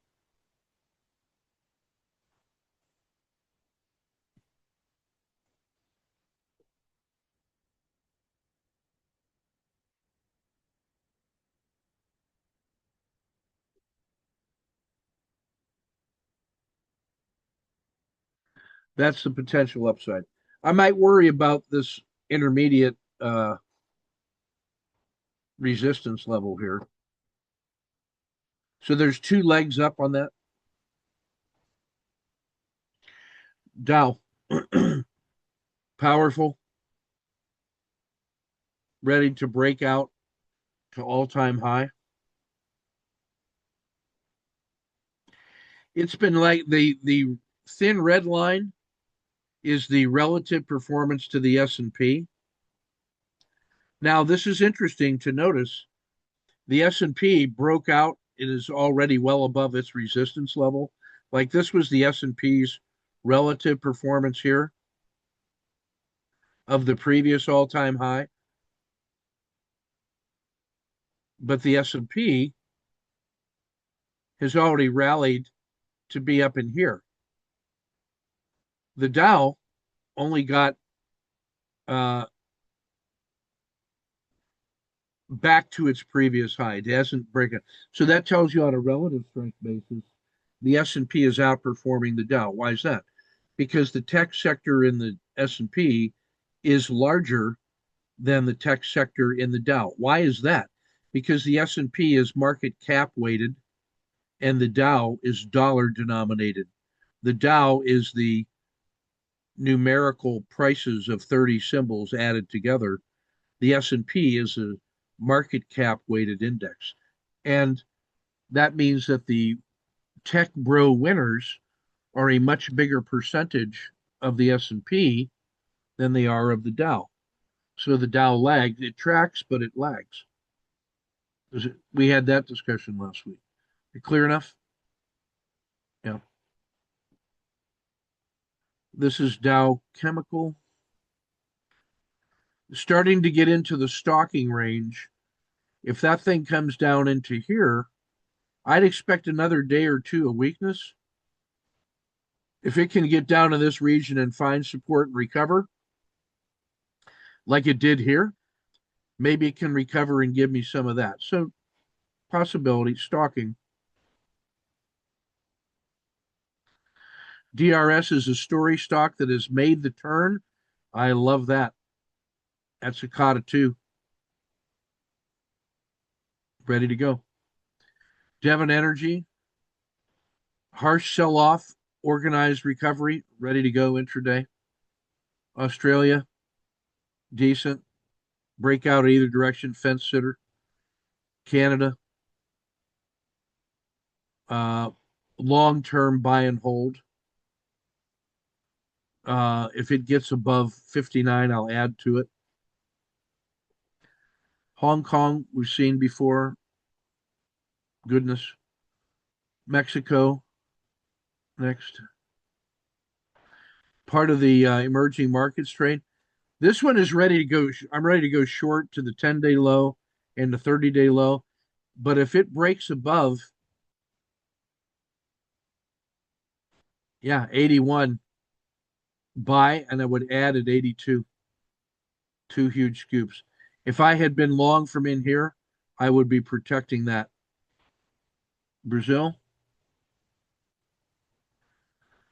more volatile than Mexico, has greater upside than Mexico. I'd prefer breakouts in Brazil because you have a good Kata 2 all the way to the top of the stack and then a breakout. Mexico's nearer its top, though. Google, instantly buy it on any sign of strength. IBM, oh man, look at that. Perfect. Catfish, Intel, love it. Coke, stalking, preserving. KTOS, wow. That's a 70% sell off. Wow. Is that ready to go? That's a robot war stock. LAC, lithium for batteries.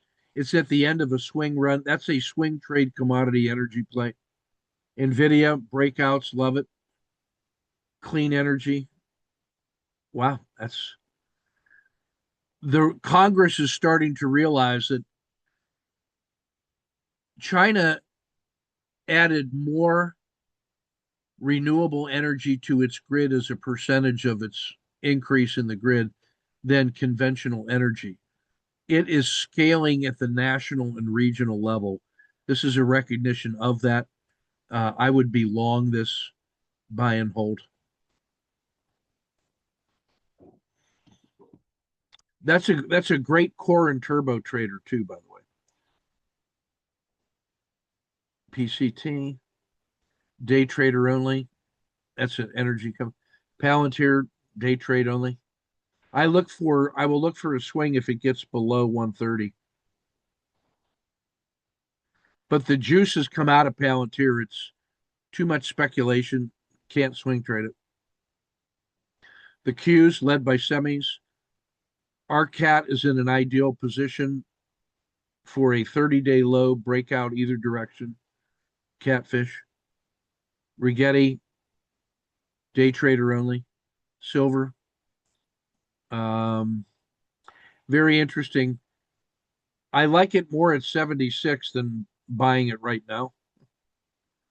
But if it gets above, I guess if it gets above 74, I have to hold my nose and buy it. S&P all-time high, led by semis. Look at that 30-day move. This is what I mean. This was the low 29 days ago as marked off by the RL10. There's the confirmation of the PSAR flip. That establishes that lower boundary for the SSC entry, which should have been approximately either here or there. Certainly not later than here. And now, of course, by there, and then follow through there, and then a breakout from there. And that, so what I mean, you didn't have to be perfect. You had to be present. You got to show up every day to work. You get paid daily. Interesting on treasuries. The asset class itself is just hard to, it's in the bottom of its quadrant. So I think you have to be ready to buy this at 85, 86 with a 5% trail. Yeah, because 92 is in range. Certainly 90 is in range. Well, that's one of those you got to buy with a 5%. When it gets below the Bollinger Band mean, this is one of those maybe on the 2 hour looks interesting.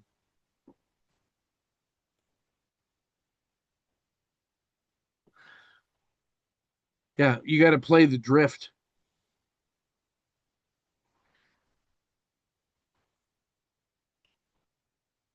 30 minutes, even 30 minutes is hard. That's a tough one. I have to work so hard to make that trade. I can't do it anymore. Tesla.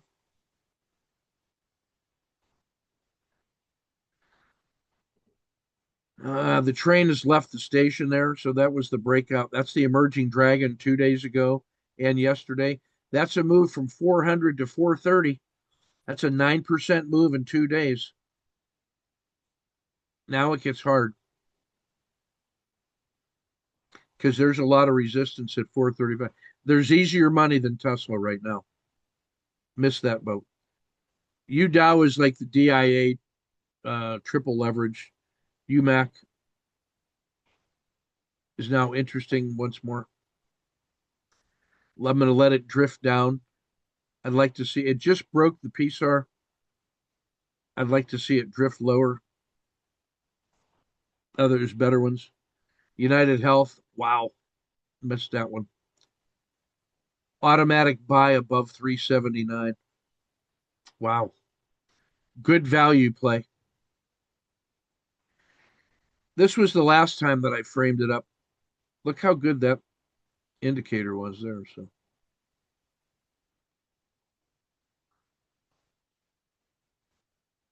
should have detected this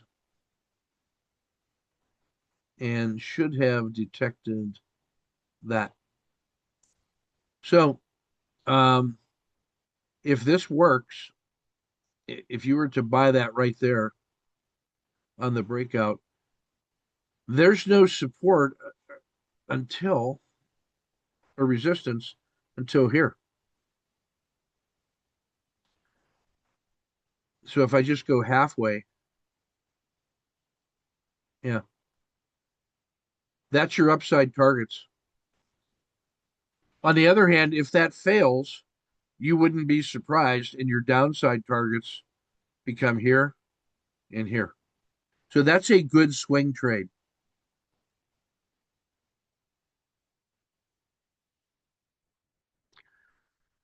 I would be long at 380, short at 372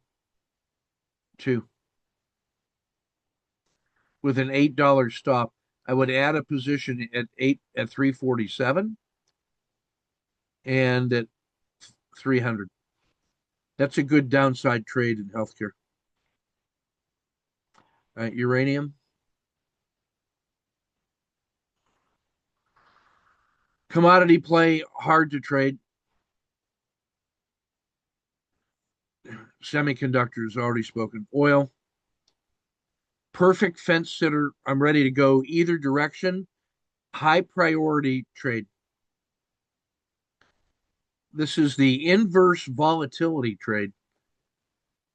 This is when the market gets volatile, this thing explodes.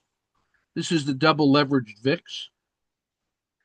That is what complacency looks like. Do you see what I'm saying there? Alex, we talked about what happens when you start to see fewer and fewer symbols in the green. That's a trade right there. I'd have that, I think. I'd put this in the market to buy it at 38 automatically. If I can't find any other reason to buy it, but it just went through 38, I'm a buyer at 38 with a 10% trail. And you can see the targets to the upside. Even if I just go to the middle of the peak of the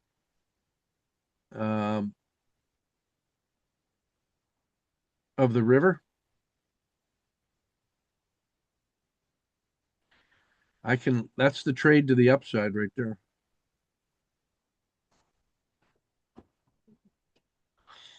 Which means I could also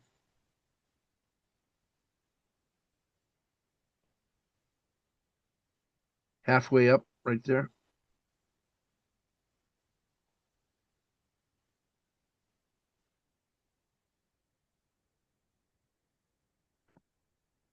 Yeah, so that's my first two positions in that thing.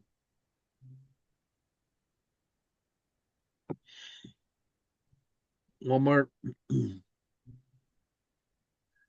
benefited from that nice run, but that's only an 8% gain while everything else was up 30, 40, 50, 60%. If you're a Walmart trader, you're happy, but that's hard. Hard army work. Wheat and precious metals, intraday only.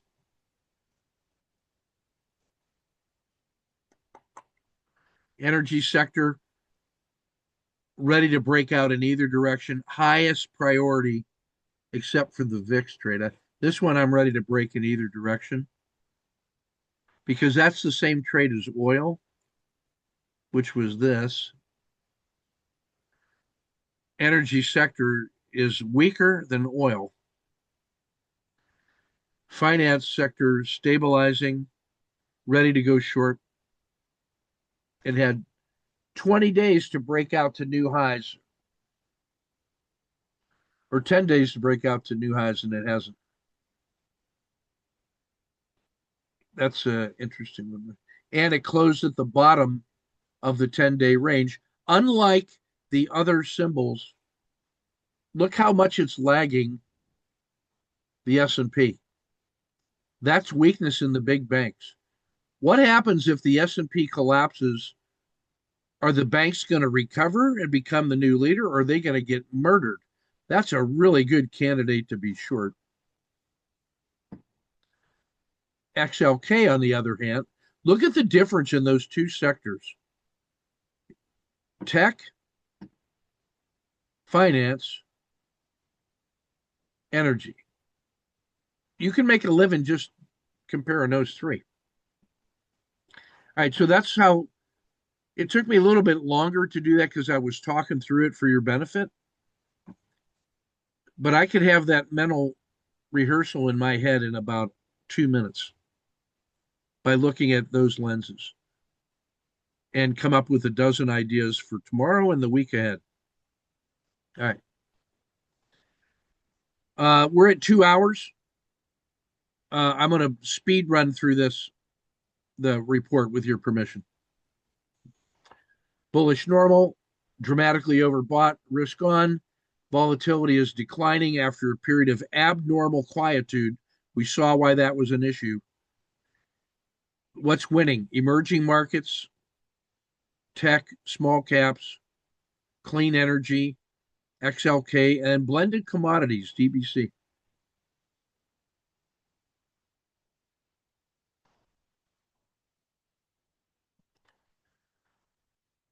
Daily chart, S&P, regression line fractal framework.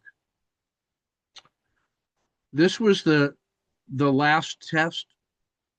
It broke to the downside significantly. That turning point 29 days ago fought its way back through the dragon to the Bollinger Band mean and the 90 period regression. And that's where they both started to turn up. And then here was the gap up and go. It has now fought its way back to the RL 270. That was the test. That was the answer. It's now becoming vulnerable. I find that immensely helpful.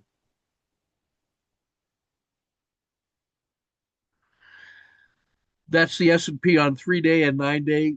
You can see very clearly what that same move looks like on the longer term fractals. You may find that a good shorthand. This is the last 30 days. Now I want you to notice how flat it's been for the last 150. That's day minus 30 to day minus 150. That's the regression line. Here's the 20 period lagged by 10, that black line. It's starting to slow down. The 10 period regression compared to the previous 20. The slope is still up, but it's slowing down because of the sideways move in there. So there's a little bit of air coming out of this thing. That makes this vulnerable. And the downside, it's so far from the PSARs at 712 too. That's a $25 move. That's a 3% from current price down to the PSARs. I wouldn't give all of that back. So I'm a shorter term tactical trader.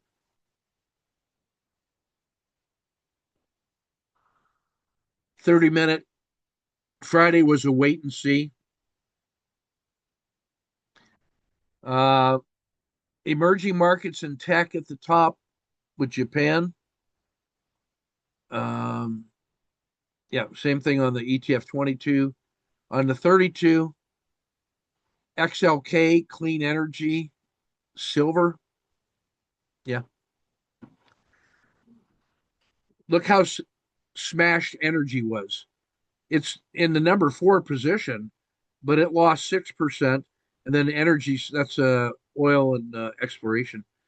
And then energy, the sector spider was down 5%. That's why I say it's a cyclic sector, not just buy and hold, because it goes, unlike tech. Dow 30, Intel, geez, 25% in a week, 100% in a month. It's in play and there's more coming.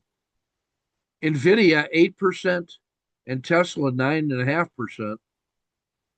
Palantir down 4%. So you get some wild swing. That's why to me Palantir is still in its suffering phase of having outrun its potential earnings. It was all emotionality and government contracts and buying it before it became a $1 trillion company. So still a trading vehicle, but the easier money is gone. It's into the longer term phase. I want you to take a look at how volatile the leading winners can be. Look at the predominance in the top 20. Half of them are green last week and half of them are red. So extreme results come from extreme start conditions. And that all the things that were murdered in there are somehow connected to energy. But then you see the clear winners in South Korea, semiconductors, and Taiwan. We've talked that one to death. Oh, let me look at the bottom feeders. Healthcare. That's, to me, interestingly, the UNH, United Health, was near its 10-day high and a breakout, whereas the healthcare sector in XLV is just getting slaughtered. So that's a case where the symbol is better than the sector by a long shot. Water resources, I got to look at that one, PHO. If it's that bad, we should be buying some. Yeah. India showed some recovery. It's the second to the worst, but it had a 2.5% gain for the week. Interesting.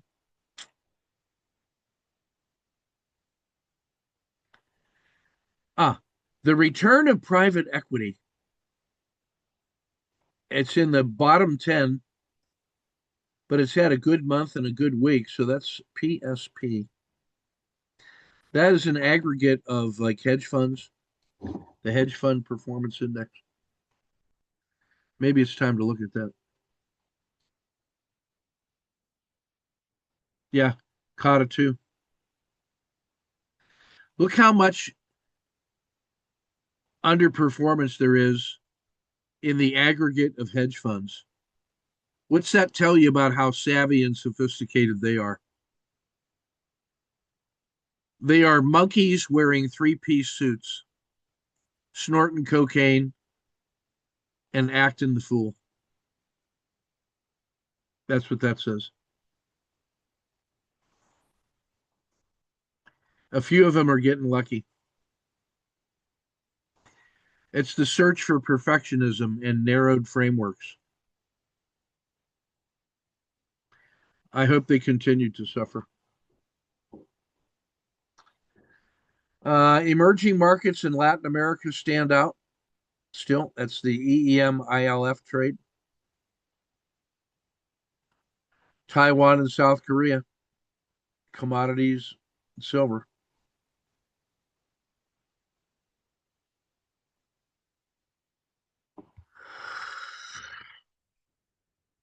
This is the top 30.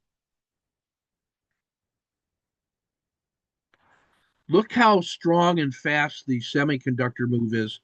You don't see this very often. XLK went from yellow, it is green and yellow, as are tech and tech. So that's how staggering that move is.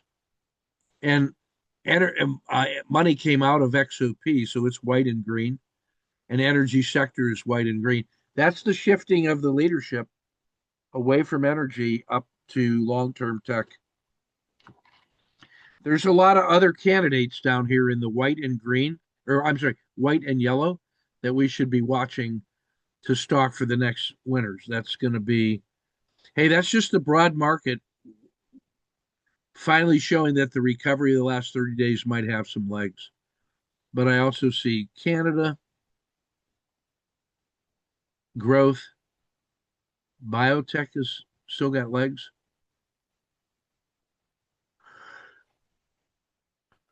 Still like emerging markets. Yeah.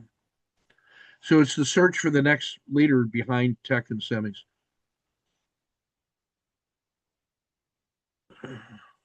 Hard to say. I like Canada and South Korea still.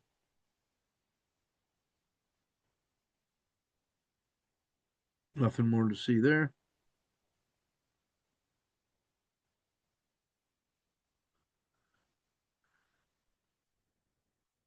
The swing trade frame for tomorrow. So this is Chevron. Was at the top of the stack for yellow zone trading. Its range stat compared to its normalized risk is 3-1. That's how tightly it could compress. So it's had a big 30-day sell off from 214 to 179.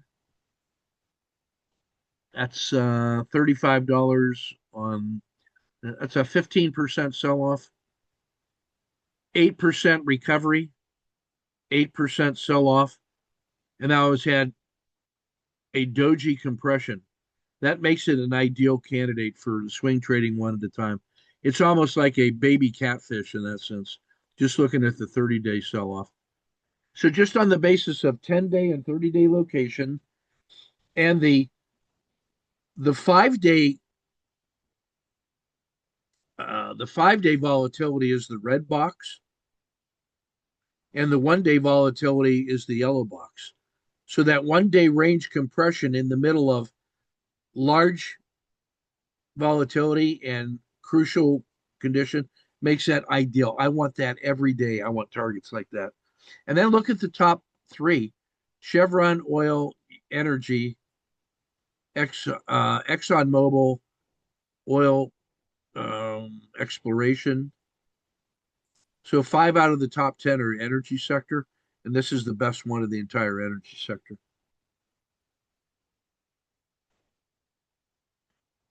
I love that. It doesn't have to be harder than that. I don't have to have any conviction. I just have to have observation. Observation is greater than conviction or belief. Observation is everything. But you got to show up every day with binoculars and look at the herd to see things. The charts can help, the indicators can help. Sniper trade of the day: Intel closed. That was Intel on Thursday, the black box. At 2 is referring to the blue box is the last 30 minutes of its trade. 3, yellow dot, gap up.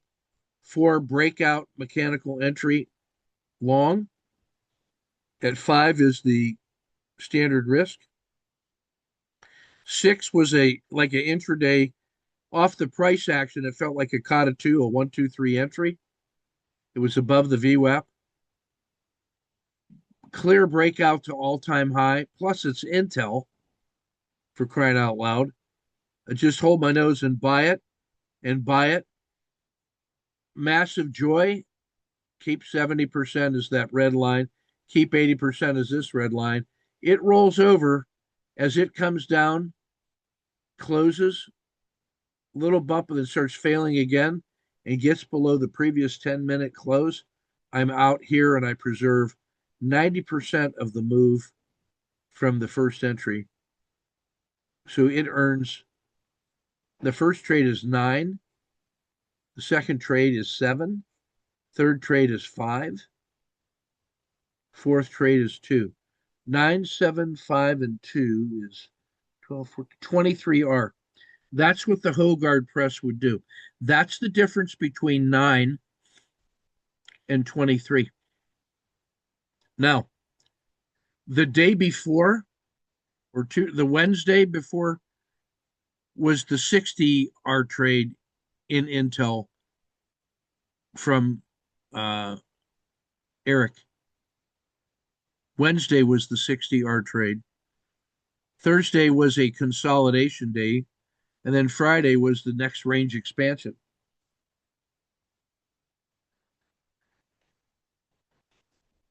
Intel is in play, if I can say it. All right, that's everything I want to say, unless you got other questions. The rest of it is kind of just normal shit. Yeah, good with me. Thank you. Thank you very much. Can I have one more question? Yes, sir. Regarding your daily and weekly report? Yeah. Are available on kind of platform or like social media platform like Substack or? Say it again. The distribution of it. No, just daily and weekly report, right? Yeah. Where can I find it, basically? Oh. I need you to sign up for Patreon. Patreon. Okay. Use the inexpensive version of it. It's like $25 a month. That Okay. delivers all of the. I'm sorry. That delivers all of the daily and weekend reports plus all the intraday essays. It's sort of the long-term maintenance of infrastructure. Helps me pay for that. Okay. Yeah. Thank you. Yeah. You would normally have to spend $100 a month for folks to get that, but because you're in the coaching program, you save $75 a month. Guess what that does? What's $75 a month times 12? $1,000. the later on, after the active coaching maintenance fee for you guys is $1,000 a year, that pays the difference in getting the daily reports and weekend reports just by being able to get it at $25 a month instead of 100. Because people that are not in the coaching that want to get the daily and weekend reports got to pay $100 a month. Coaching pays for itself. It's no lose plus dinner for two. Yes, it does. Yes. But it's a lot of extra work. So, yeah. No, no, it's All right, fellas. I am very happy, Ken, that I joined, really. So Yeah. thank you. Yeah. likewise. There are a lot of gold nuggets from our sessions. So Yep. thank you so much. All right, fellas. Take good care. We will see you soon. Okay.